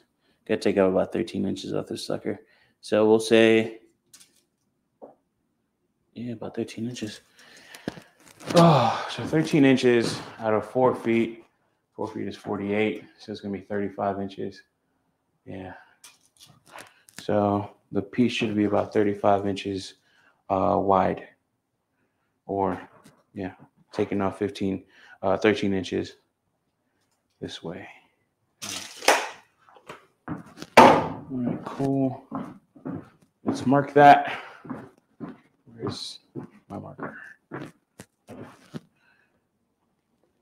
And then, as I said, I'll use another piece of plywood as somewhat of a fence. But what I'll do, actually, no, I'll use a 4x8 as a fence. But what I'll do with that is, since the 4x8 is a little bit more manageable in terms of moving it around and maneuvering it, then I can use a level on it to make sure I get a straight line or a straight enough line. And by using that level, what I might have to do is bang it in, because the increased gap going this way. So what I might have to do, because the biggest thing, an important thing here, is to have this edge here leveled. This back is not as visible as this piece here. And again, I might shorten this to probably like right about here or something like that. And then once everything is in place, put the flooring down, and then go ahead and also drill in the rack as well. Because that rack, I mean, I couldn't squat more than, say, 225 on there maybe. And I have to be really gentle putting it down. And I'll probably adhere that to this with some lag screws. But by using the 4x8 and a level, then I can get a straighter cut, and then I can set my fence properly for the circular saw so as I go through the material. Now I can't find my marker. I had it. Maybe it's in the drawer. Another thing that was like really important that I noticed when doing all the electrical work, just kind of going back a little bit, but when I was doing the electrical work, grounding the junction box is like such an important thing, making sure that you have that junction box grounded. So there it is, just hidden in plain sight. Making sure you have that junction box grounded so that you can, let's see here. Yeah, making sure you have that junction box grounded so you don't get those like zaps. Like you walk past, it's not always static electricity. Sometimes it's live electricity because you have an open wire or exposed wire that is actually has a contact with metal at some point in your run. And then as you touch that junction box or the switch, you get that nice zap, that shock. And you don't want that, because that shit hurts and could lead to even greater shock. So that's one thing that I was like, I saw it and I was like, I knew the reason for it. So I really adhered to that and made sure that I always put on the, or put a ground, I grounded the junction boxes. And I mean, it's probably code and all that other stuff too, but it's also just a good thing to do. Okay. So marking to wall, so that I know, how this piece is going to lie.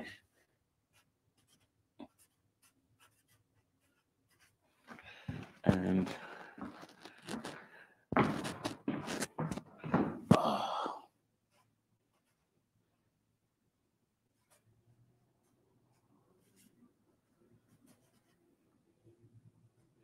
anyways, shop does not have an R in it, but cool. Just trying to push that a little bit.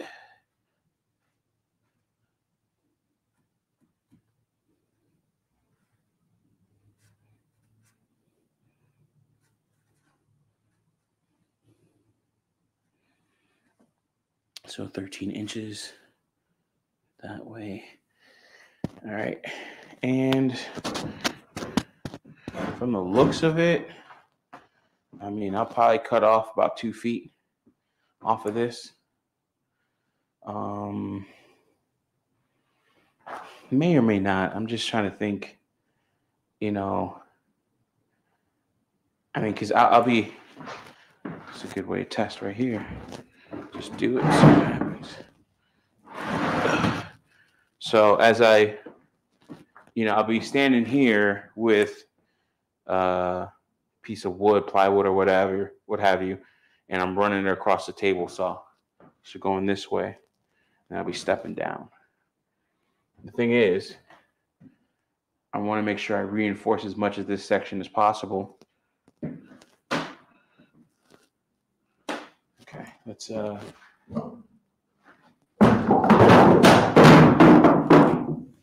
sometimes you just gotta let it fall. Screwdriver here.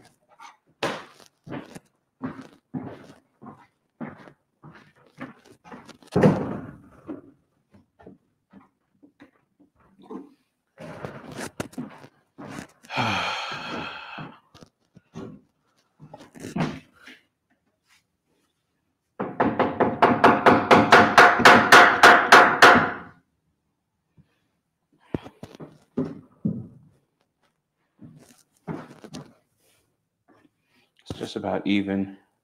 So what I would probably do is take off this piece up to, because it should be just about more than enough for the weight rack. And then I won't be doing too much in this corner. The rack itself, I might move it out a little bit, but when I mount it, mount it to the floor, adhere it to the floor. But this rack is not that long or wide or deep.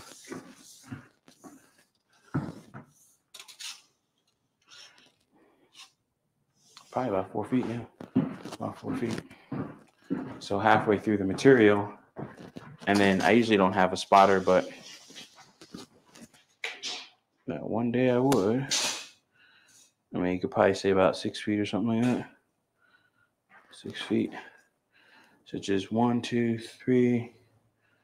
Yeah, it'll probably be about 6 feet. Because each one of these are 2 feet, especially on the sides. So the spacing between the studs is 2 feet. I probably have a good, that's 5 feet.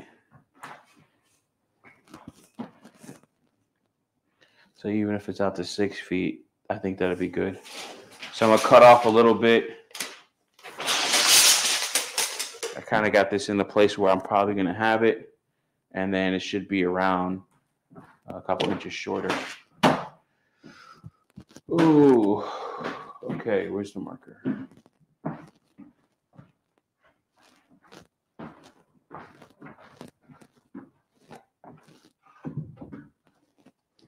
I haven't heard from brother Wilsonian Garveyite.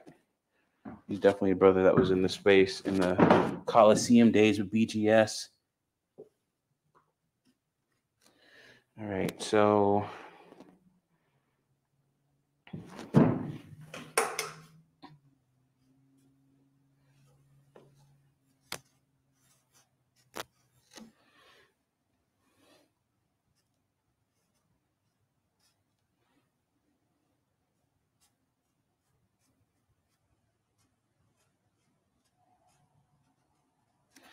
yeah, he's definitely in the Coliseum days with BGS, and I haven't heard from him in a while. I do have his phone number, but he was traveling overseas for such a long period of time, man. Hope he's okay. I think he's stateside, though. He came back stateside, so that was a dude that was really gaming the system, man. Yeah, I love the move that he made. I won't go into it, of course, but it was a pretty cool move. Really cool move. Give the dude ratings for that shit, for doing how he did it. All right, so I got my lines drawn here. The only thing I got to do is set up a fence for the miter saw. What I'll do is, again, you know, material like this, it moves, it bows. Wood in general will bow and everything like that, especially like treated wood. I didn't know that, somebody was telling me, but treated wood actually moves quite a bit. So with this piece of wood here, this plywood, I'll probably keep it on this side of the marker, so I'll have a little bit more material, and it will be snug as a bug in a rug. So actually, it might be too much. I might like have to hammer this sucker in, yeah. Which I'd be okay with that. Like if I could hammer it in and it butts up to the side more, I like that better in terms of fit. So let's get the circular saw over here and measure where we want our fence to be. And then what I'll do is once I put that line in place, then I can make a fence or a track. And actually, in this case, not so much a fence. I mean, it'll fence it off and it doesn't move the other way, but it'll be more or less a track. And then once that track is in place, actually, I should be able to do that now. Who knows? I might cut it tonight. We'll see. All right, so just noticed I still have that plywood outside. Let me get that up off the ground, and that'll allow me to think about what I'm about to do. Oh, okay, gonna have to get down.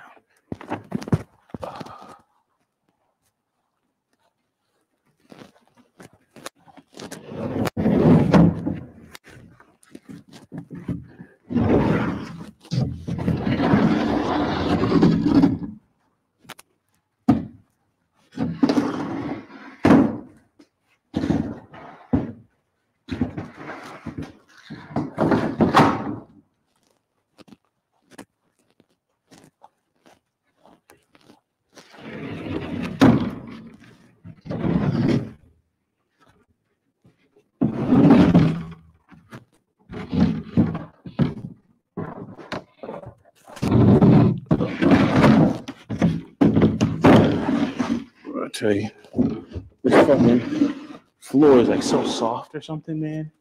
Put a little pressure on it, makes a dent. I can't move this damn plywood.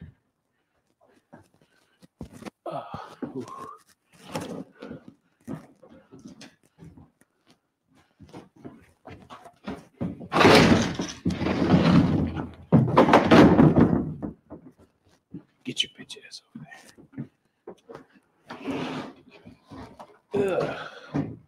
Fucking plywood being hard to move. Still easier than the other pieces I just dealt with, though.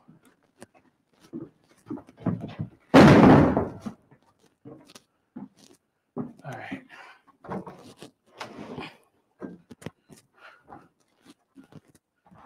Oh, okay. All right, so should I? If I cut it inside, well, I might not have much of a choice. Not that I can't, but I have to move this fucking thing again. Yeah.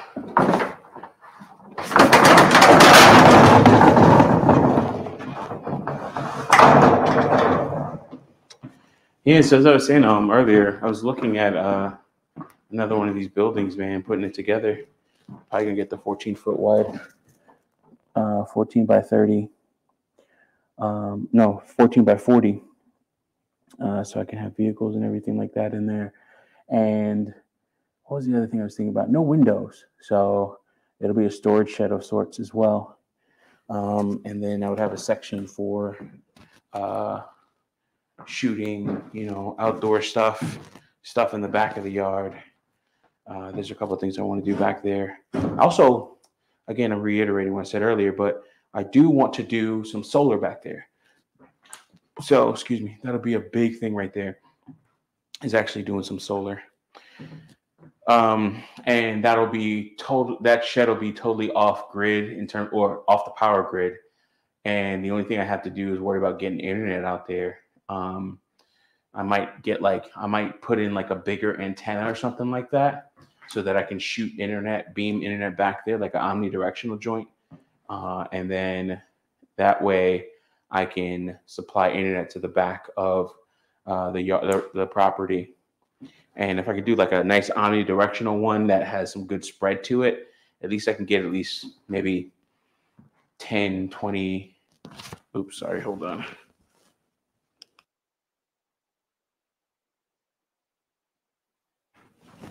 Yeah, maybe if I can get at least 20 megs back there, that'd be really good. If I get 20 megs back there, oh my goodness, without having to dig a whole trench for fiber, just do wireless, that'd be really good actually. I'll be not surprised, but I'd be definitely content with that. All right, so what I have to do with this circular saw, let's move this back a little bit so you can see.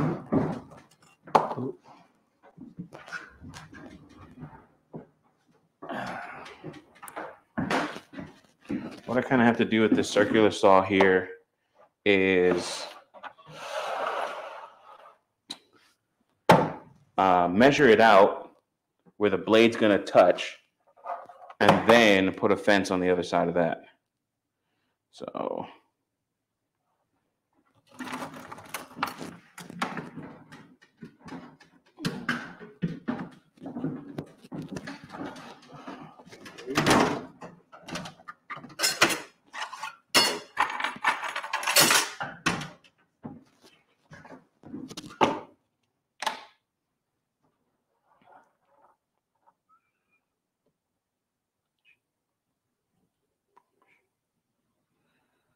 okay.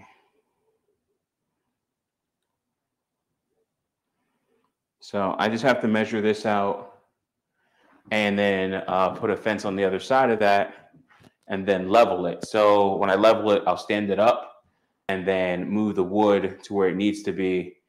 I'll stand it up, put it against the wall, move the wood to where it needs to be, and then go from there. All right, so where's my marker? Here it is. So I just got to mark where my blade is going to cut, which should be right about here. Yeah, right there. It's on the 0 line. So, and I want my blade to cut a little bit less off. Let me use an L. I'll use my L. I still haven't looked for my speed square,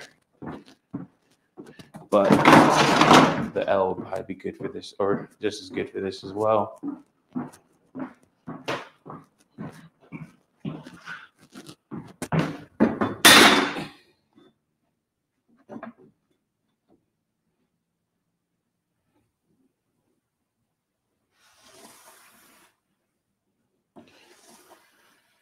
So I get a straight enough line, then I can see where, again, the material or the edge here may not be that straight, but as long as it's straight enough. Oh shit, didn't even see any of that. Let's actually take it off.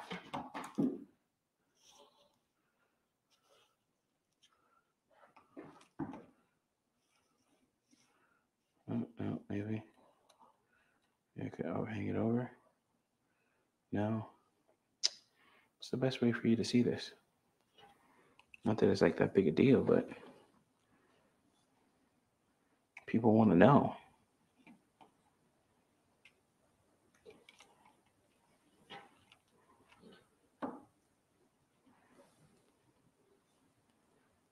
No, that'll work.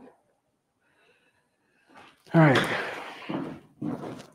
So by using the L on this edge here, which may not be the straightest edge, but by using the L on that, then I can actually get a straight enough line for a good distance. This will help me put on the wood or put on the 2x4x8 that I'll run across this and be used as my fence. Now, with that, this is where the blade will cut. Now I have to measure where the blade is actually going to cut, and then where the actual circular saw guide, which is this side here of the circular saw, then that guide will run across my what is it called? will run across my fence or my track, in a sense. My little track. So let's just do this one more time. 1, so you can see it, and 2, so I can make sure. All right, cool. That looks good. And then I'll line the blade up with the notches in front. Okay. So the notch in front, it's right on the 0 line. All right. So if it's on the 0 line, and I want the blade to cut leave a little bit over. So anything on this side or anything on this side of the piece of the wood is excess, and that's what we want to cut off and get rid of. And then anything on this side, of course, is what we want to keep. So I want to have a little bit extra on this side, and what I'll probably do is hammer it in. That way I can get a really tight fit, and it'll butt up against the exterior wall or the frame for the building itself. That way it can stay in place. And then I could drill it down, and, you know, I'll have a very, very tight floor in this case with everything. So all the other previous screws that I put in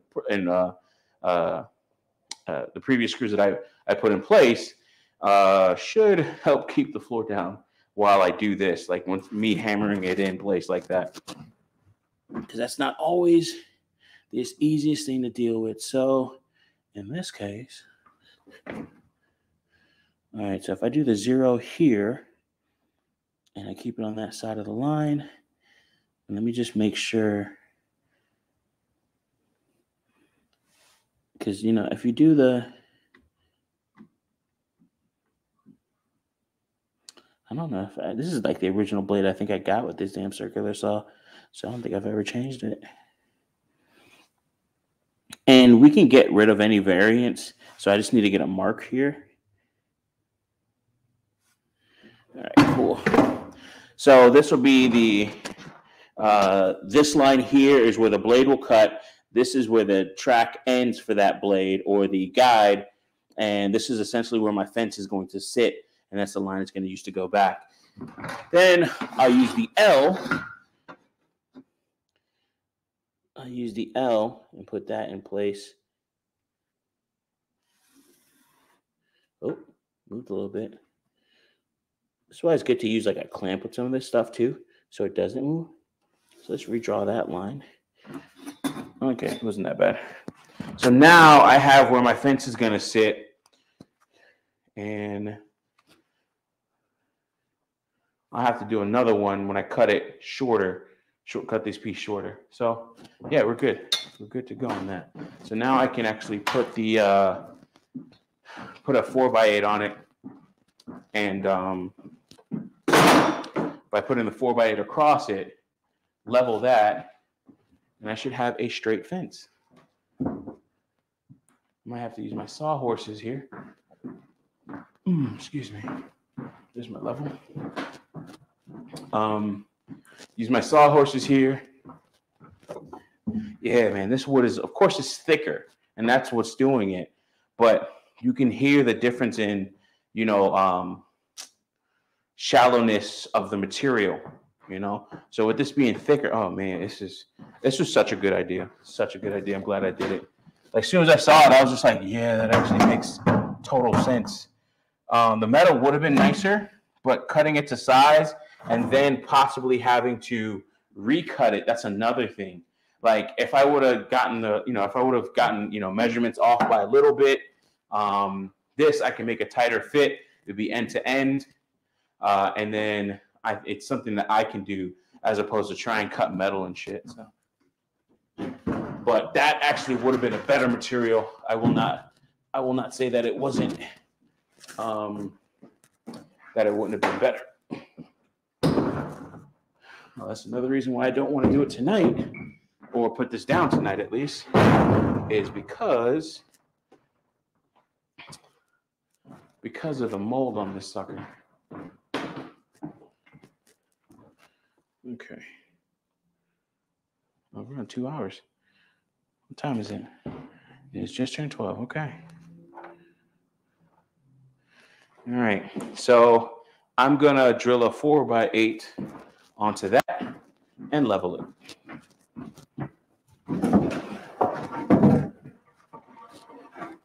I like the way I just said that. I'm going to drill a 4x8 onto that and level it. Oh. Oof. I'm going to have to bend down. I'm too old for this shit. Fuck that, I'll use a chair.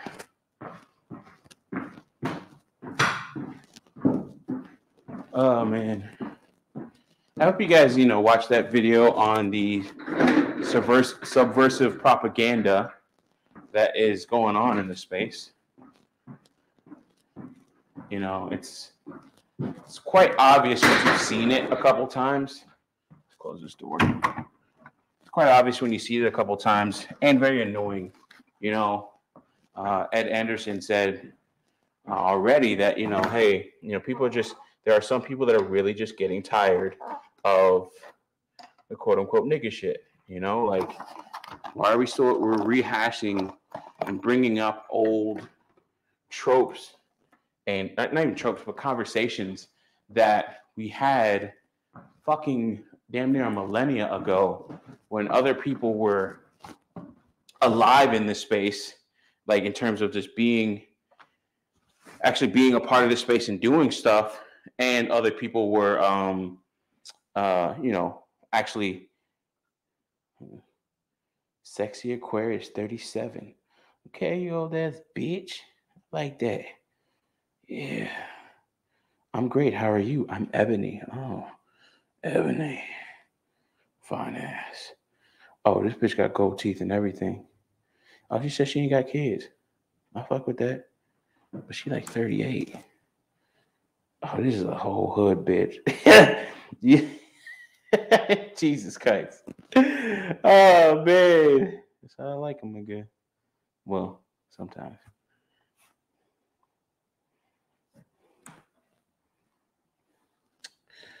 Sorry, I'm just checking my phone here.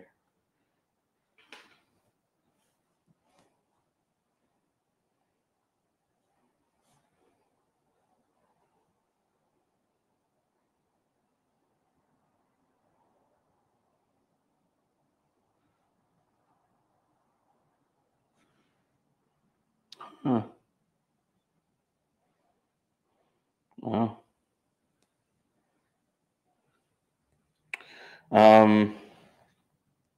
Sorry, I was like looking at my messages here.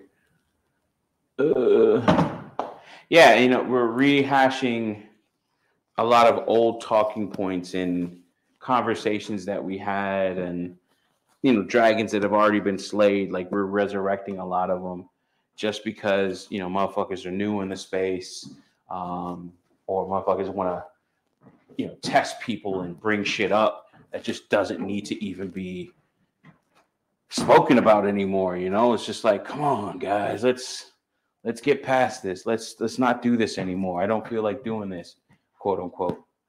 And this would be a good time for the use of a clamp. Let me go get that.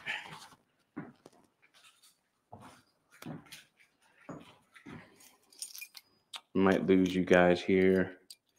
Actually, maybe not. Let's see. Oh.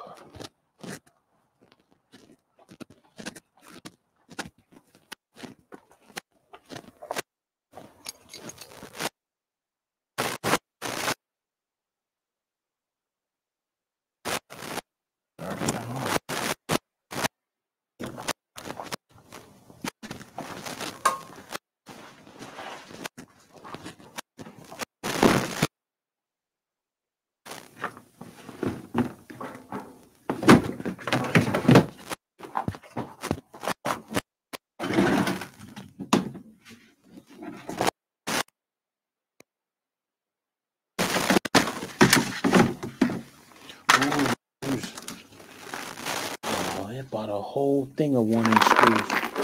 Dumbass. That's what happened. Stupid. And always looking at that.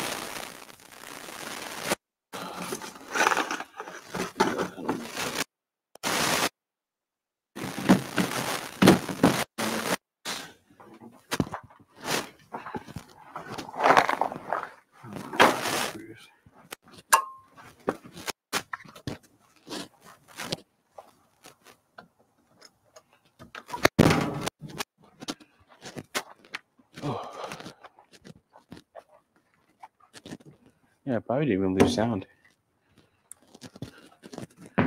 Oh, I definitely need to get some steps in here. My knees can't take it.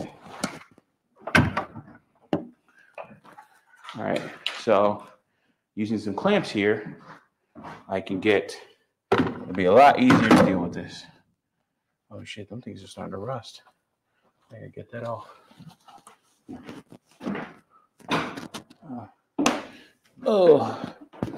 Nobody watching, but I'ma still stream. I appreciate the guys that are, catching this on playback.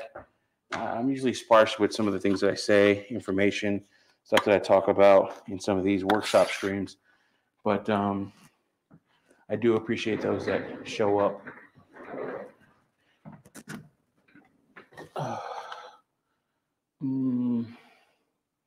Yeah, I do appreciate those that show up, and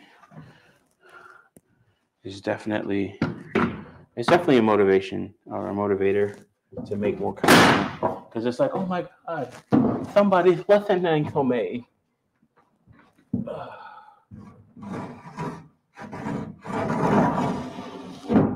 Shit, this freaking 2x4 might be longer than the piece of wood, the plywood.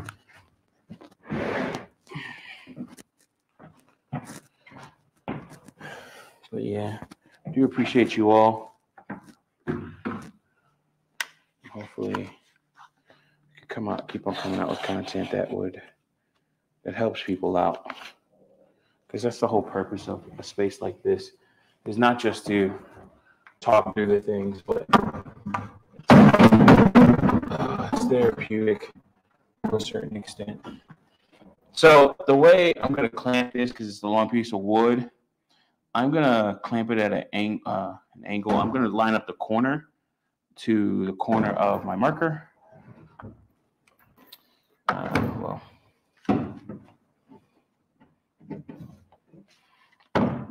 Line up the corner to the corner of my marker. And then once I do that, then I can do the adjustments. Okay.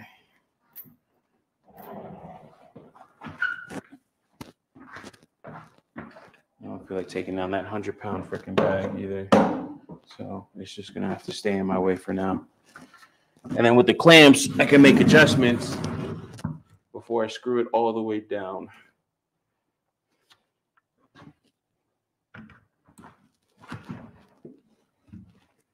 I don't want to drop this piece of wood here on this side while I adjust this clamp, because I could probably take that whole clamp off on the other side. All right.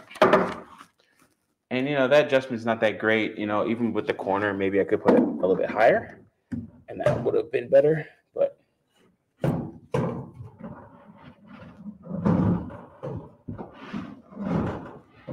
gotta make space for my clamp here. We're going to make it as straight as possible to that line.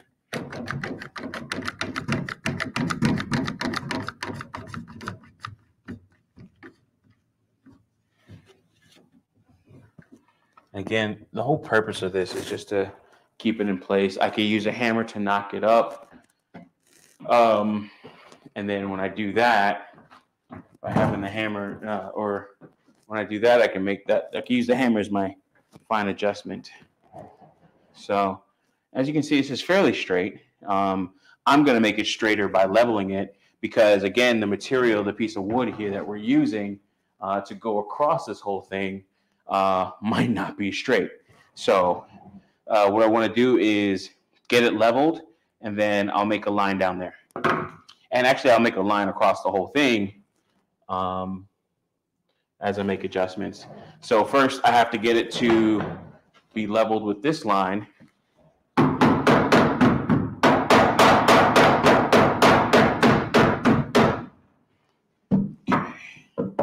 We have to release the clamp a little bit.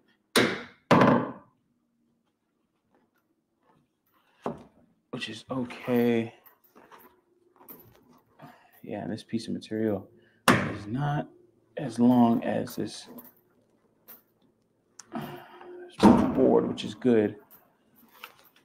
But by putting in these clamps, it's a lot easier than dealing with screws. So thankful I thought about this. So I'm contemplating in my mind, should I cover up the marker that or the mark that I made earlier, or should I leave some on the other side? And I'm gonna cover it up because I already have put enough. I'm gonna cut on the other side of this line here, which is where the blade's gonna actually cut. I already have that marker in place. Now, excuse me. Once I get a table saw in place, this stuff, I'll run through it, make a couple adjustments on the table saw, set the fence, cut, and just rip, and that's it. Don't have that, so I'll have to do with the circular saw, and I also don't have a bench for it either, so that's a whole nother problem for a big piece like this, and by doing this, I can actually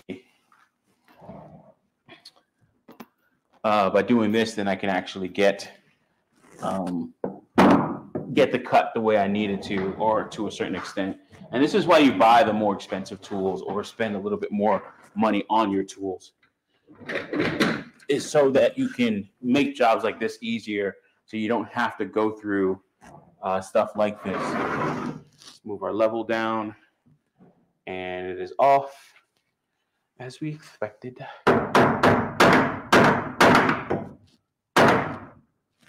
Oh shit, I've never seen the bubbles separate.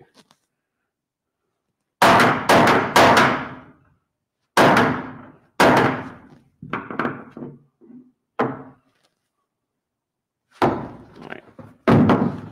Gonna have to let it go a little bit.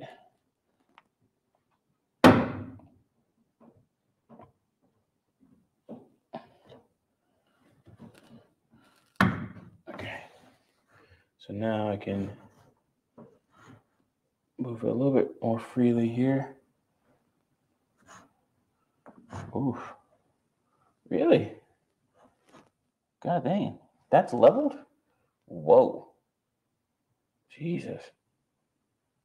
Nah, that's wow. So that's way off the marker for my L. But it is getting closer to be not leveled, but straight. I mean, yeah, the level is spot on right now, and there's such a big variation or a big difference in the line. And when you're cutting these, again, I have to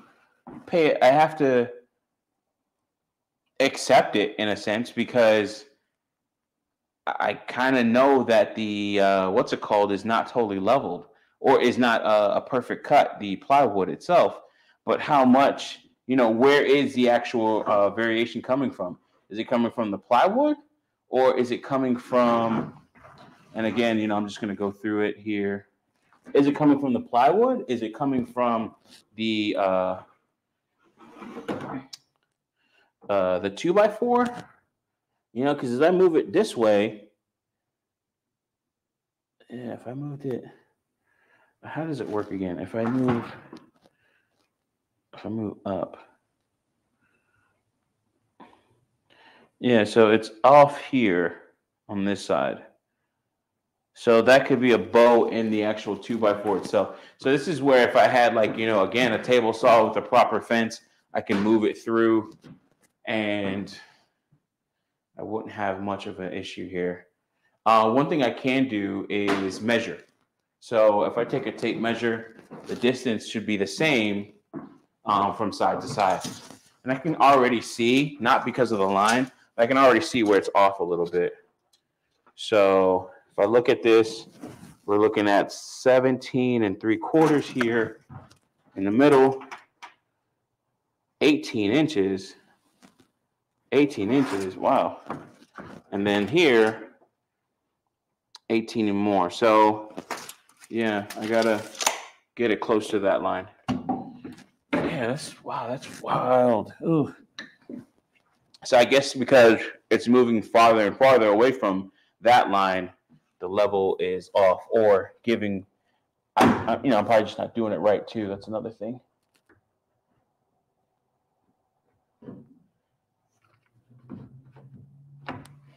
So now measure again. Over there, 17 and a 3/4. This is now 17. So I want to bump this down, but let's see. Our level is showing level right here. And it's also closer to that line where I drew with my L. I think we'll go with this. So with the clamps in place, and again, the material itself could be totally off. So 17 and a half, actually. So 17 and a half. And another, okay, 17 and a half in the middle. That's good. And 17 and a quarter here. So again, this could be the piece of wood itself, or it's what I'm using. Ugh. That's no good. No. So what I can do is, excuse me, make markers. Because you can do things like, I can cut it up to a certain point. Because if it's 17 and a half here and here, we know that it's good enough. Then here we start to see the drop or the what's it called, decrease in distance from this piece of wood to the edge. We see the variation. So if anything, I can move this down a little bit to 17 and a quarter. The only thing is, I think by doing that, I will indeed be off.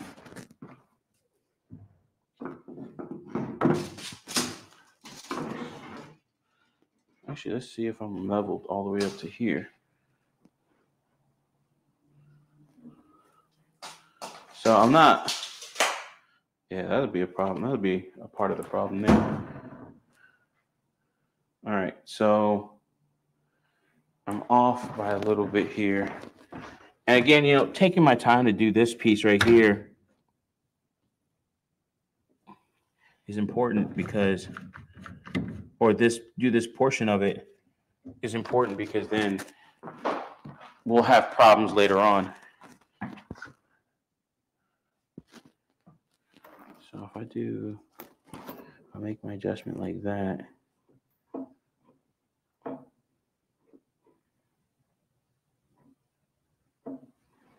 Okay.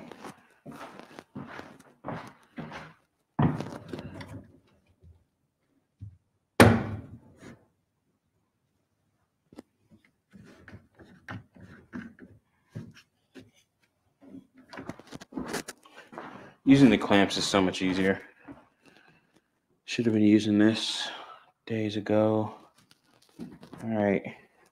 And this is getting closer and closer to covering up that line. So I'm liking that. And yeah, see, this is off by the right time it gets over here.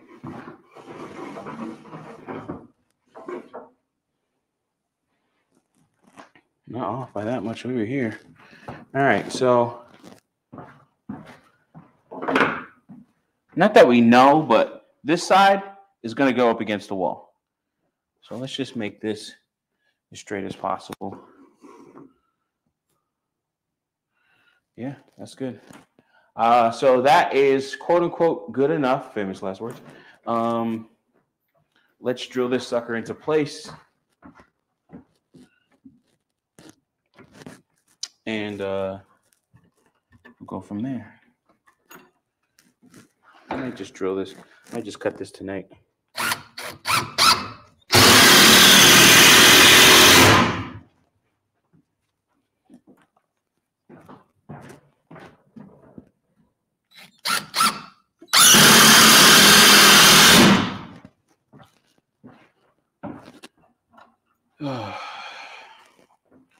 Probably don't need one in the middle, but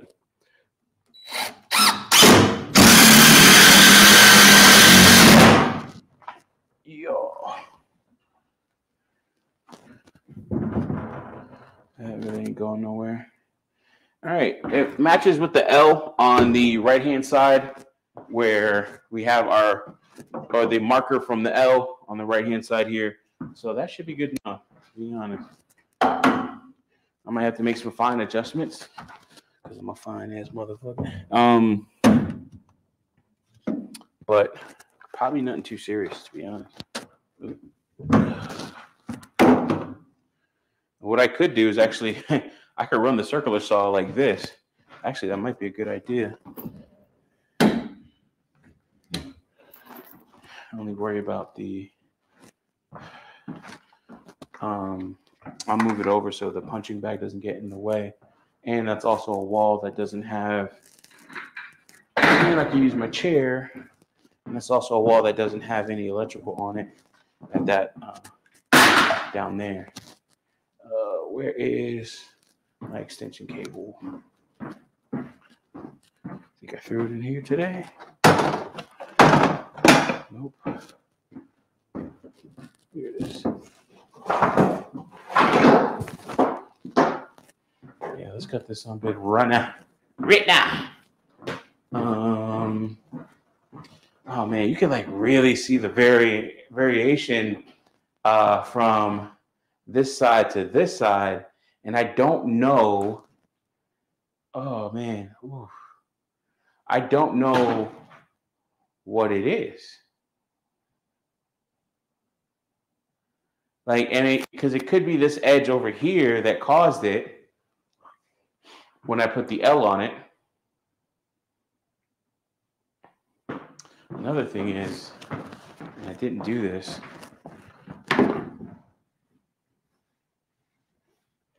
I should have put the butt of this up against this the piece here, and that would have helped me as well level it out.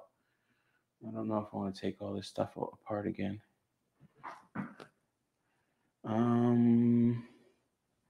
It's only 3 screws. I could take the screws out. The cut will last forever. Oh, starting to feel the cold here. It's like starting to get to my nose. All right, so yeah, let's clamp this sucker back up and then take the screws out.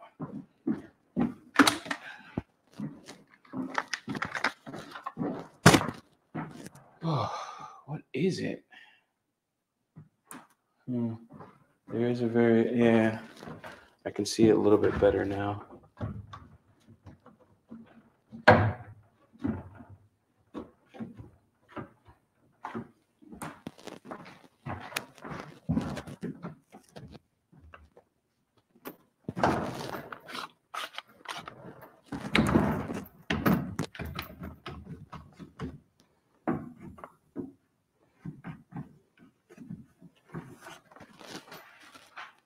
Okay.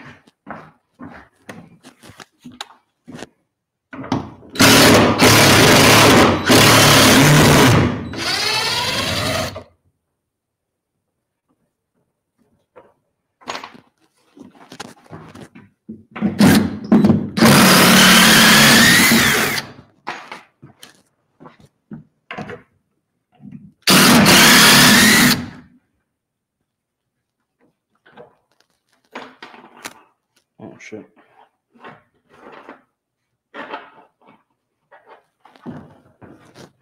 So after you become lazy, screws that came out, or the gap is wide. All right, so is there another screw? I didn't put 4 in there, but I'm gonna put it back in the box. All right, so I'm gonna move this over a tad. Move this over a tad.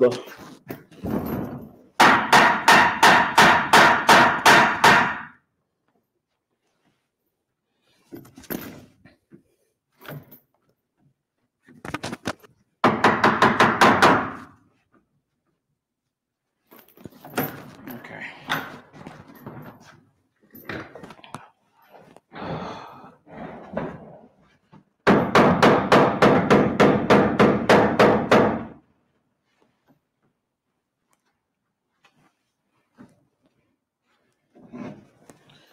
This I gotta take the gloves off for so I can truly feel the edge.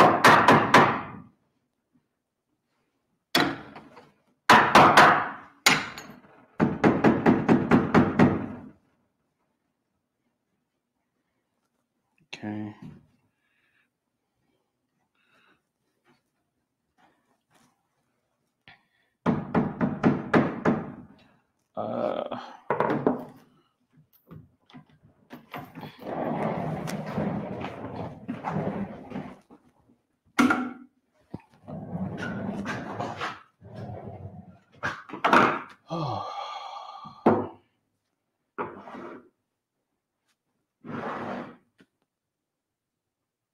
Yep, super leveled on this side. That's good. Well, that's good. Off on this side. I'm gonna have to eyeball this shit, to be honest, because I don't know what it is, but you can kind of see where it is off. I mean, this looks a little bit better than it was before.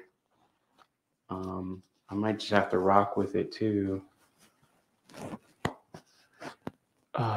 But then it's going to be more hammering, excuse me, to get it right.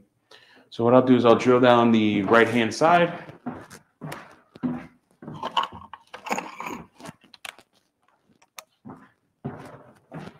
Okay.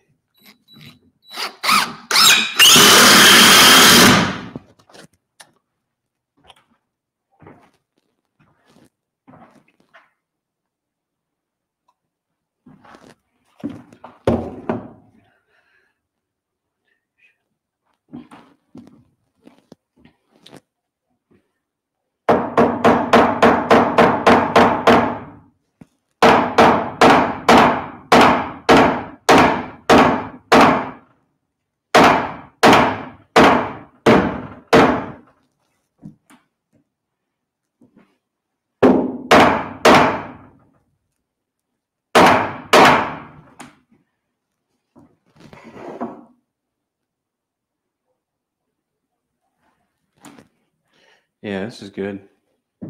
Glad I made this adjustment. So it should be leveled on this side, and let's see. This side is screwed in, and it's also leveled on this side. So that's good. Let's oh shoot. Got to tip the whole box over. I definitely don't have enough to drill this sucker to the floor tonight. Well, not all the way at least, but it should be good enough to drill it. Yeah, good enough right here, definitely. All right, cool. Yeah, all I got is 1-inch screws, and I probably got like a whole pack, and a whole nother pack, because I don't know if you guys heard it, but I was in my pump house and looking around, and you know, this is a lot better with the L, or this is a lot more even with the L, or with the marker left by the L. So just by sight, I can see that it looks straighter. Yeah, that's good. So yeah, I found a whole nother pack of freaking. I just bought a thing of drywall screws the other day, a 1-inch drywall screws, and I had a whole damn pack. And story of my freaking life, and that's exactly why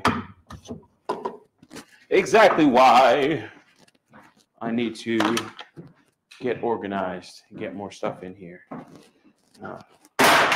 Somebody just left something. Ed, what's up, bro? I appreciate you joining, man.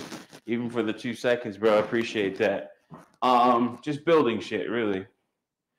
Almost done, about to end this stream. I'm gonna make this cut. Then I am out.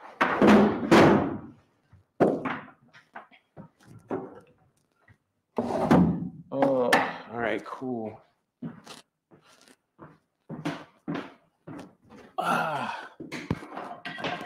Damn, yeah, we're going up on 3 hours too.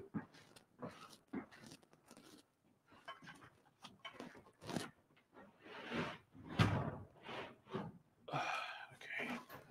I'm gonna have to take this damn bag down for real, but we'll see. Can we do it? Can we do it? Can we do it?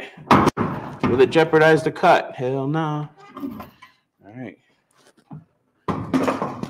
So we're going to run this bitch right across here. We've done our measurements. We measured more than twice, maybe 3-4 times. And got this sucker leveled as well. So we got the marker for the blade, then a marker for where the blade should be riding, the guide should be riding across our what's it called? Our straight edge here, or our fence, in this case, our temporary fence. So we should be able to run across this whole entire piece with little to no issues or variations. I'm gonna get that a little bit further from the wall. Issues or variations in terms of being off center or anything else like that. I also want to get this on the ground. Okay, cool. Oh my goodness, man.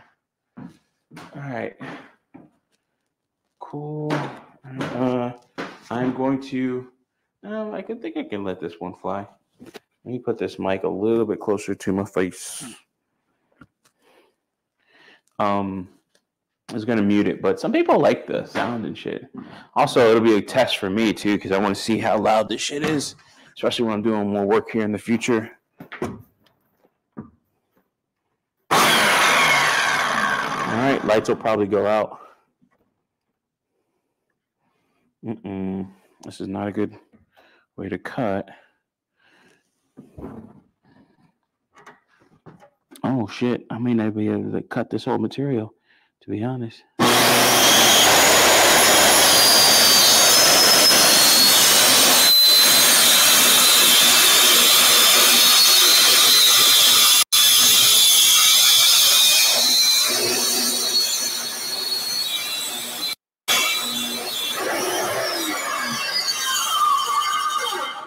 That's actually pretty good.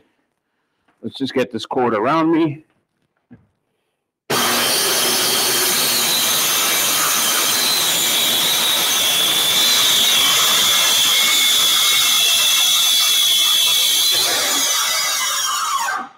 It's kicking up a little bit. Also, it's loud as fuck. Should open a door so some of the sound waves can get out. Yeah, it's kicking up a little bit from the material, but it is on fucking track, which is great. So let's get this out of the way.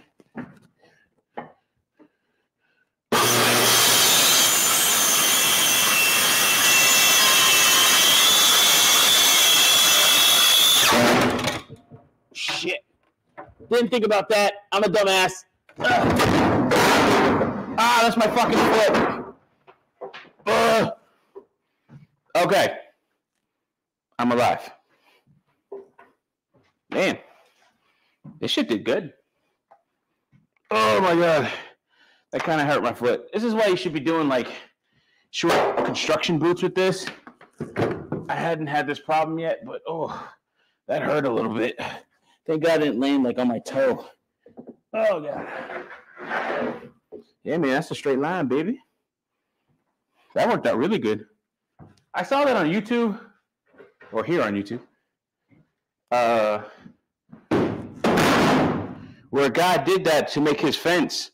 Ooh, that's why you can't use these fucking soft toe shoes. He used that to make his fence. He used like a piece of wood to make his fence, leveled it out, and then he could reuse it. So I thought that was a pretty good trick or way of doing it. All right, cool.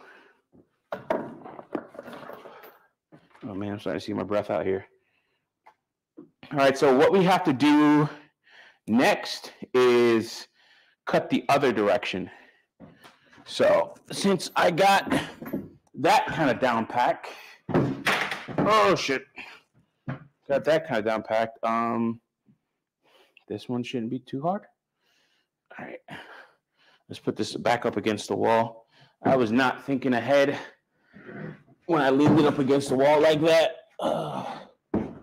This is why it's good to use the sawhorse, which I have 2 sawhorses, so I have a set. And I should have used it. Ooh, that's not good. I can sand that down. It's not a big deal.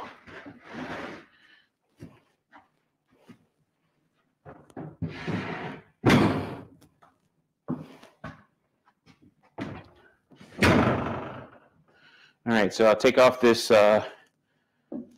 piece here so I can reuse it.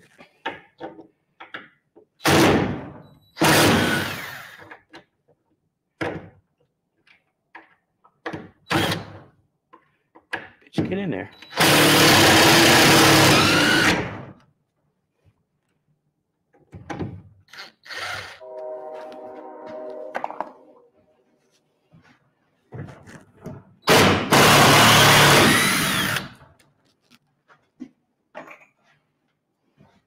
Let me think ahead and move my foot out the way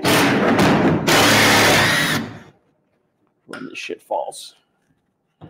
Oh. All right. So now I got to do the same thing to cut the other piece. But this time, it's a smaller piece now, not as wide, definitely not as heavy. And I could have used my sawhorse before, but I'll definitely use it on this piece here to cut this overhang. And it'll be also easier to measure with the, not measure, but to put a fence on it, a temporary fence on it.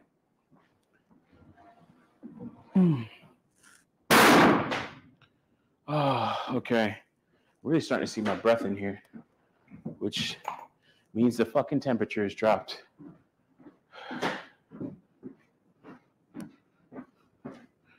All right. Oh.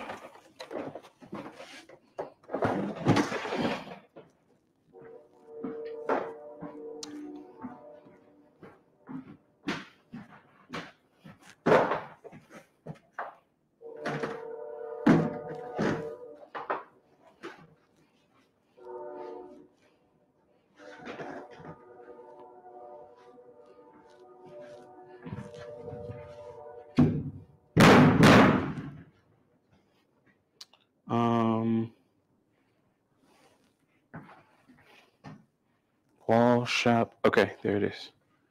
Ooh, I'm gonna get it on there. I have to lift up this side, lift up the bottom. Oh, son of a bitch.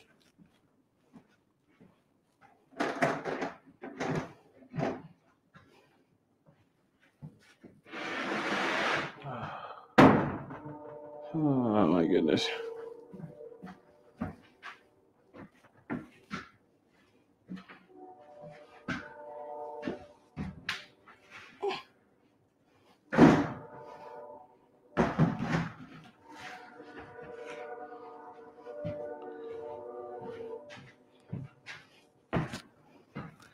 All right, hopefully this won't fall off. If I can get it. Yeah. Oh. Damn sawhorse is moving. All right, good. And this is why, of course, why it's nicer if you have help.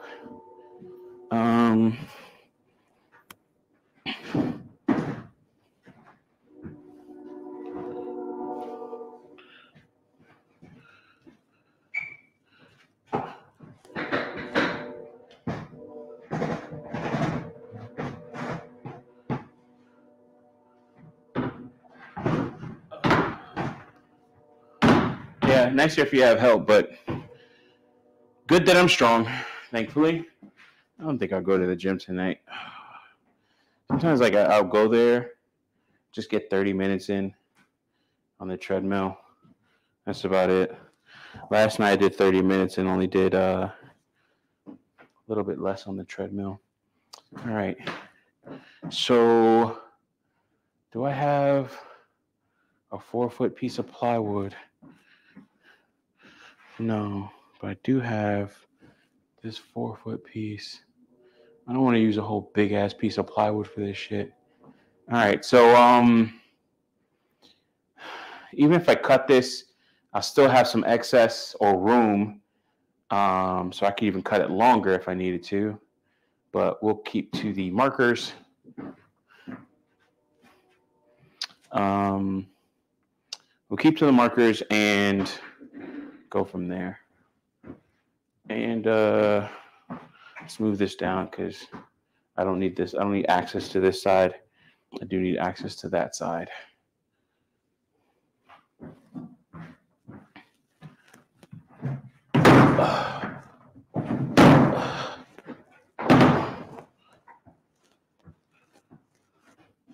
Shit.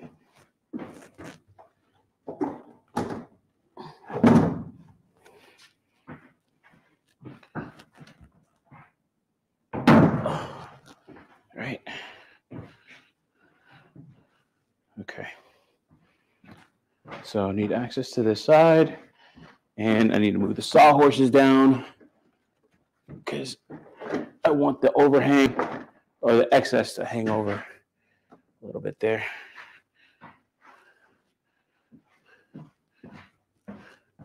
Yeah, this is teetering on the brink of my destruction.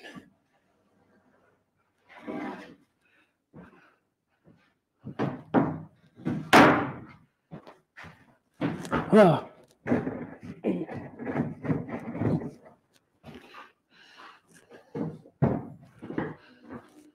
Oh, God.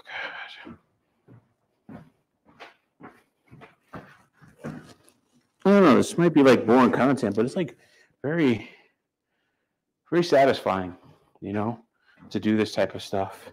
Let's close this door. Very satisfying to do this type of stuff, you know, as a person working on it.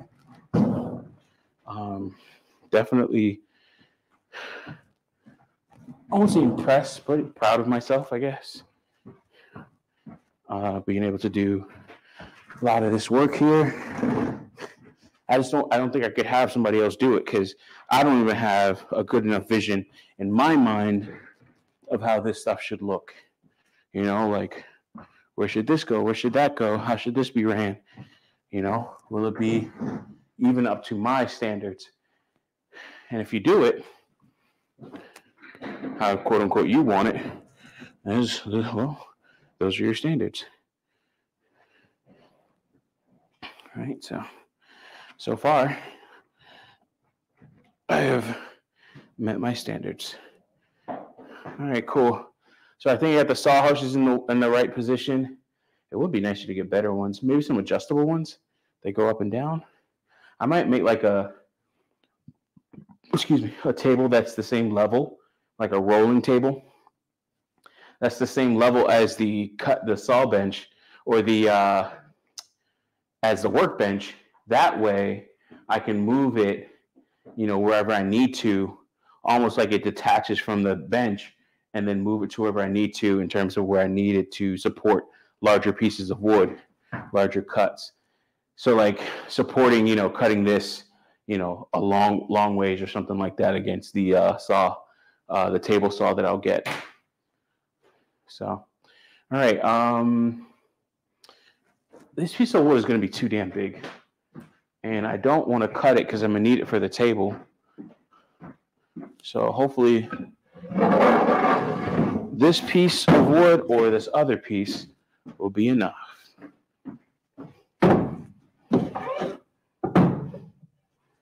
No, these are the same. Well, if they're the same, then we can use them. The only flaw in what I just did, though, which I'm kind of like thinking about now, is that I won't be able to level it sitting like this. I think my level will do with it laying down, maybe. If anything, I'll have to stand it back up. All right, so yeah, this is more than enough. That's great. And then let us mark where the saw blade's going to go.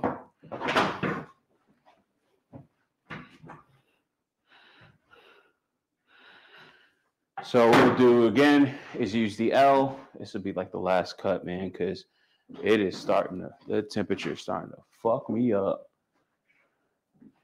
It's not like extremely cold, but I'm still trying to get over the last remnants of my bout with COVID, my most recent bout. And I don't want no problems. I'm good enough to be out here, but ooh, Can't be overdoing it. So we can see that the L did work on the last cut. And these gloves help, even though they're thin, like they do help cut the bite of the cold. I can't wear anything any bigger than this. So this L did help on the cut. And since I know this line is, well, my line is over here. So we'll draw one right all the way across. And continue. We'll put the L on the other side to continue it. We hope this one is straight enough.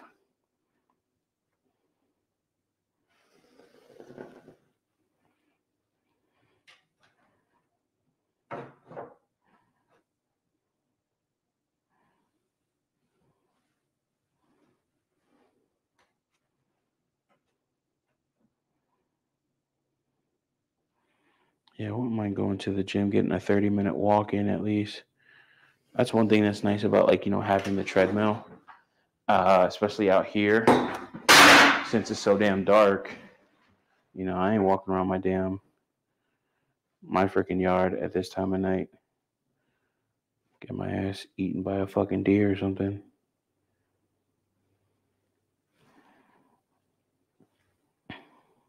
Here we go. All right, found that edge.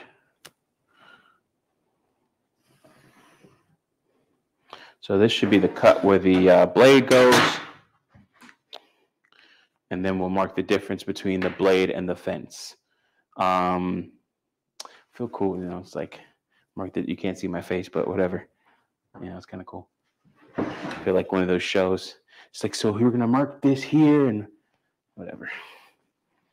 All right, let's do this and get the hell out of here. And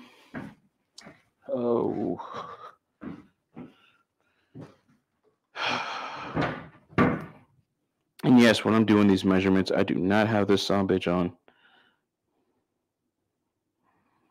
Another thing is, it'd be good to use the L right here. The only thing I could do is measure on this saw, on the circular saw. It has a guide with some inch markers here, and then there's a 0 point, and then the 0 point, it has some notches on either side of it, and that forms a straight enough line. So from that 0 point, if I measure that, or if I make sure that is in place, or not make sure it's in place, but make sure that stays in place, then, and draw a line from that, then I can get a pretty accurate line of where the blade's going to be. And then use my L for the rest of it. And that's just to get the marker. And then I'll use the L and a straight edge to take out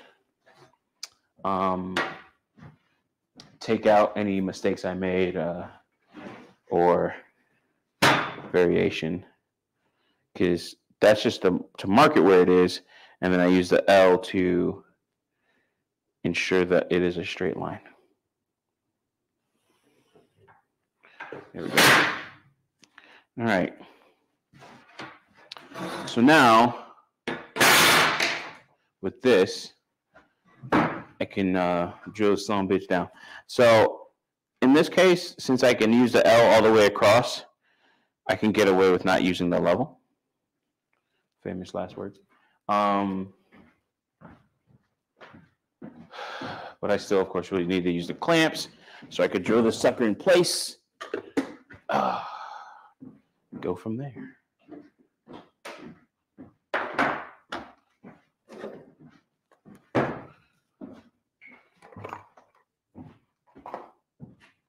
And then, of course, I'll use the edges or the ends of the 2x4s as another guide or straight line.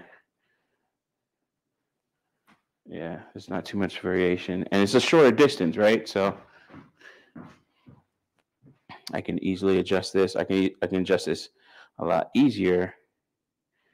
And what I'll do is I'll have it to where it shows a faint bit of the line, and it'll be like right up against, where the marker is. But I have to adjust the other side.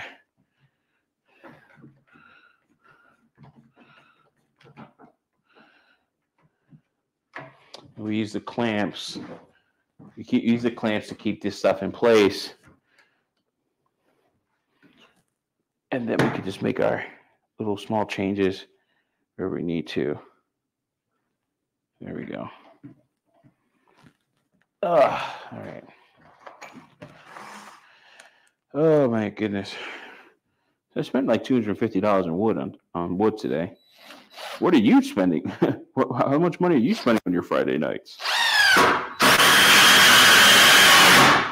That's crazy though. Like, I'll talk to Grinch about this, or even say this in Ed's chat, BGS's chat, Pink Book Lessons, DD's chat, so on and so forth. The worth of a woman, a date per se. I would easily spend $200 something on some wood, but then when it comes to like, especially when I talk to Grinch, like Grinch is like, oh, the Strat Killer, and I'll be like, oh, the prostitute driller. So I'll talk with Grinch about this shit, and I'll be like, man, I value all this other shit, my workshop and everything else, way more than I would value the sexual transaction company of a woman, like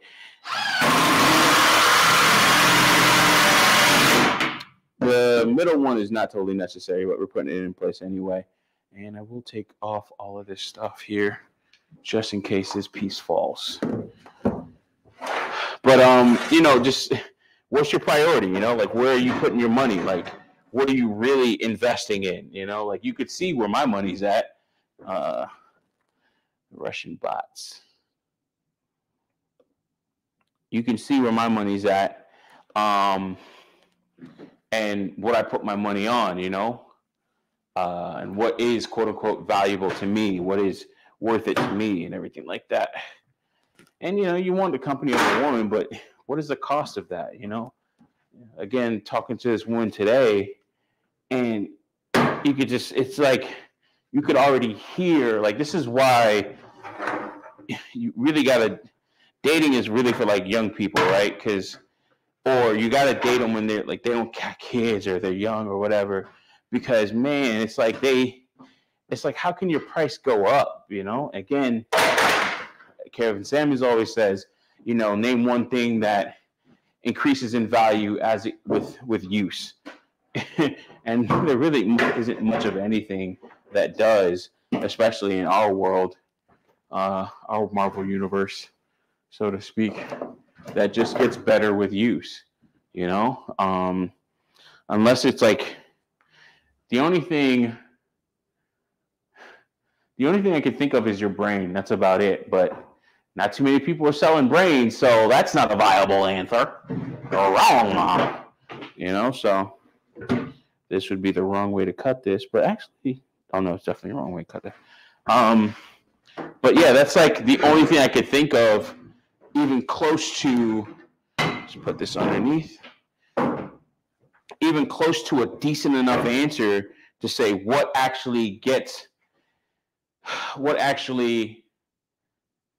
improves or increases in value with use. Like, it's your brain. That's the only thing. And even that, too much use and genetics and other things, you ain't gonna have much of one. All right, so let us. Ooh, how can I do this? I just want to make sure I don't cut the cable, but I should be fine. All right, cutting.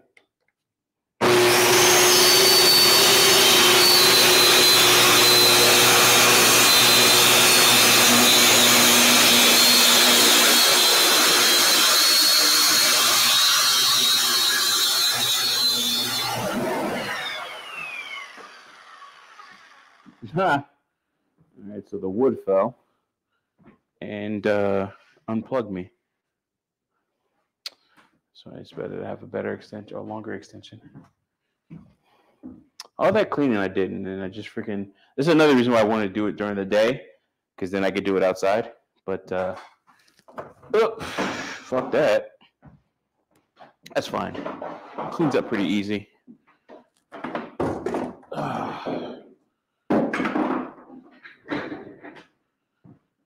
All right, that's the last cut. We're gonna put it in place and see what it looks like. Yeah, see what it looks like.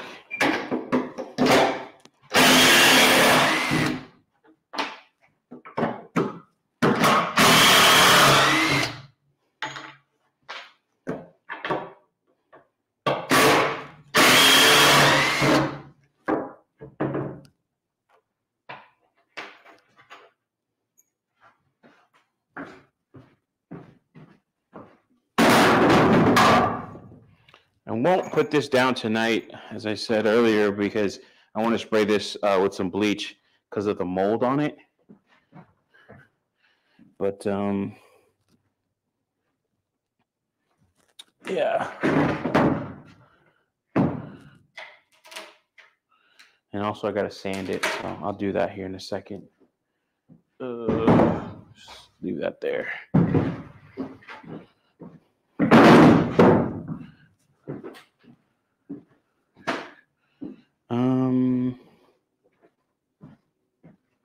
Shit, man, the dust, it's a lot of dust. Yeah, blow this bitch out tomorrow.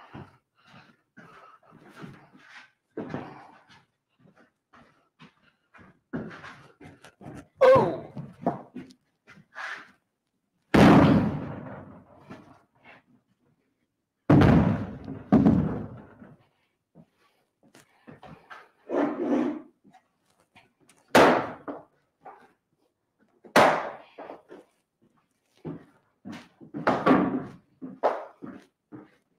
Okay.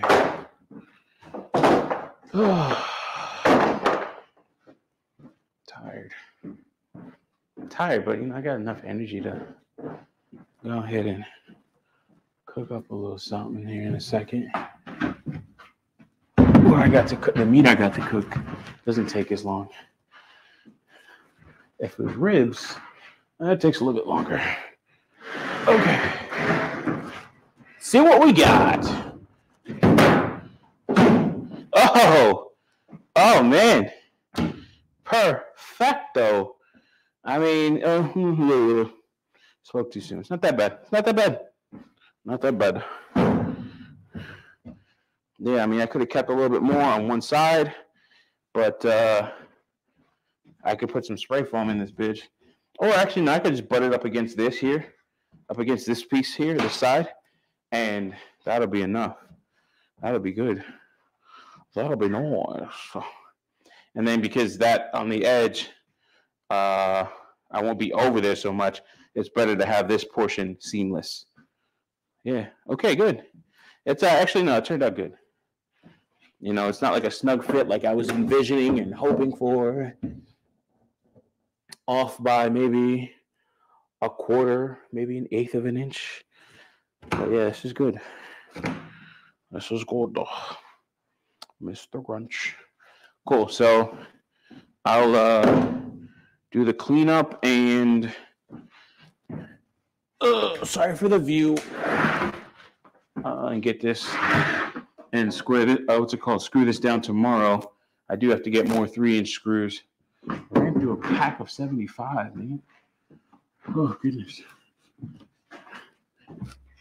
Been at Lowe's so much, so one lady was like, "You're here every night. You need..." And she was like, "Oh, you got a wife? You need a wife or something?" And I was like, "God damn, bitch, I'm single. Is it that? Do I look that sad?" I do be going there to hit on the women, though.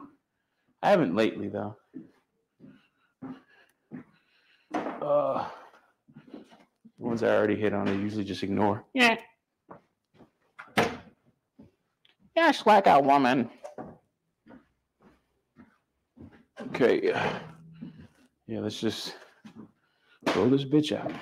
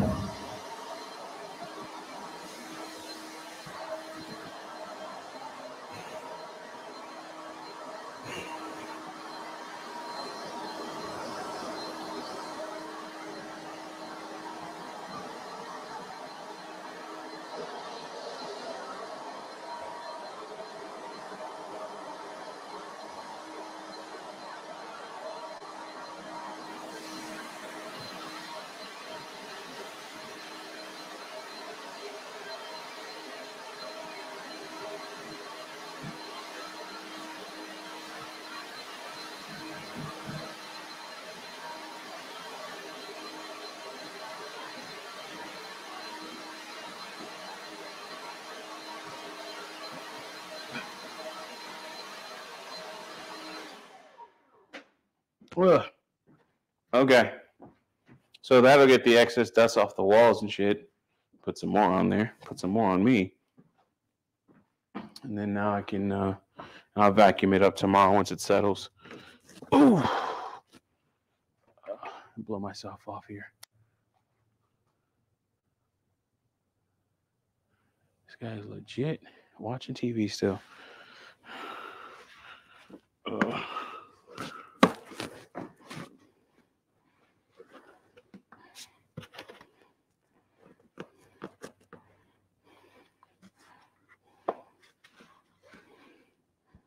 Mm.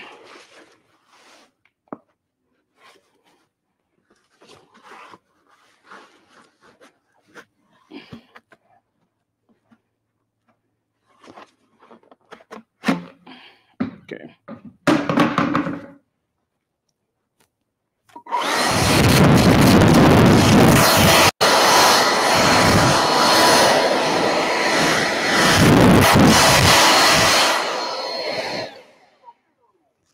Oh, okay. Get this bitch with the vacuum tomorrow.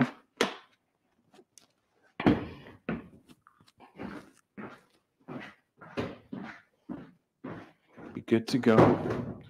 All right, guys, that's it. Tomorrow I'll clean this sucker up and then finish out the stream or finish out this portion of the project. Get these floors in place, move the weight equipment back over there, and then start working on the bench. And hopefully I can get that bench, mostly done tomorrow. That'll be great. That's how cold it is. This is what I'm talking about. It's probably like 40 fucking degrees right now. But so tomorrow I will start building the workbench, the first half of it, and that'll be the 2.5 foot deep portion of the bench, and then I'll save the other side for another day or something like that, and then get that together. All right. With that being said, thank you as always. Appreciate you guys. Wish you all the best. Peace, love, everything, and be safe. Peace.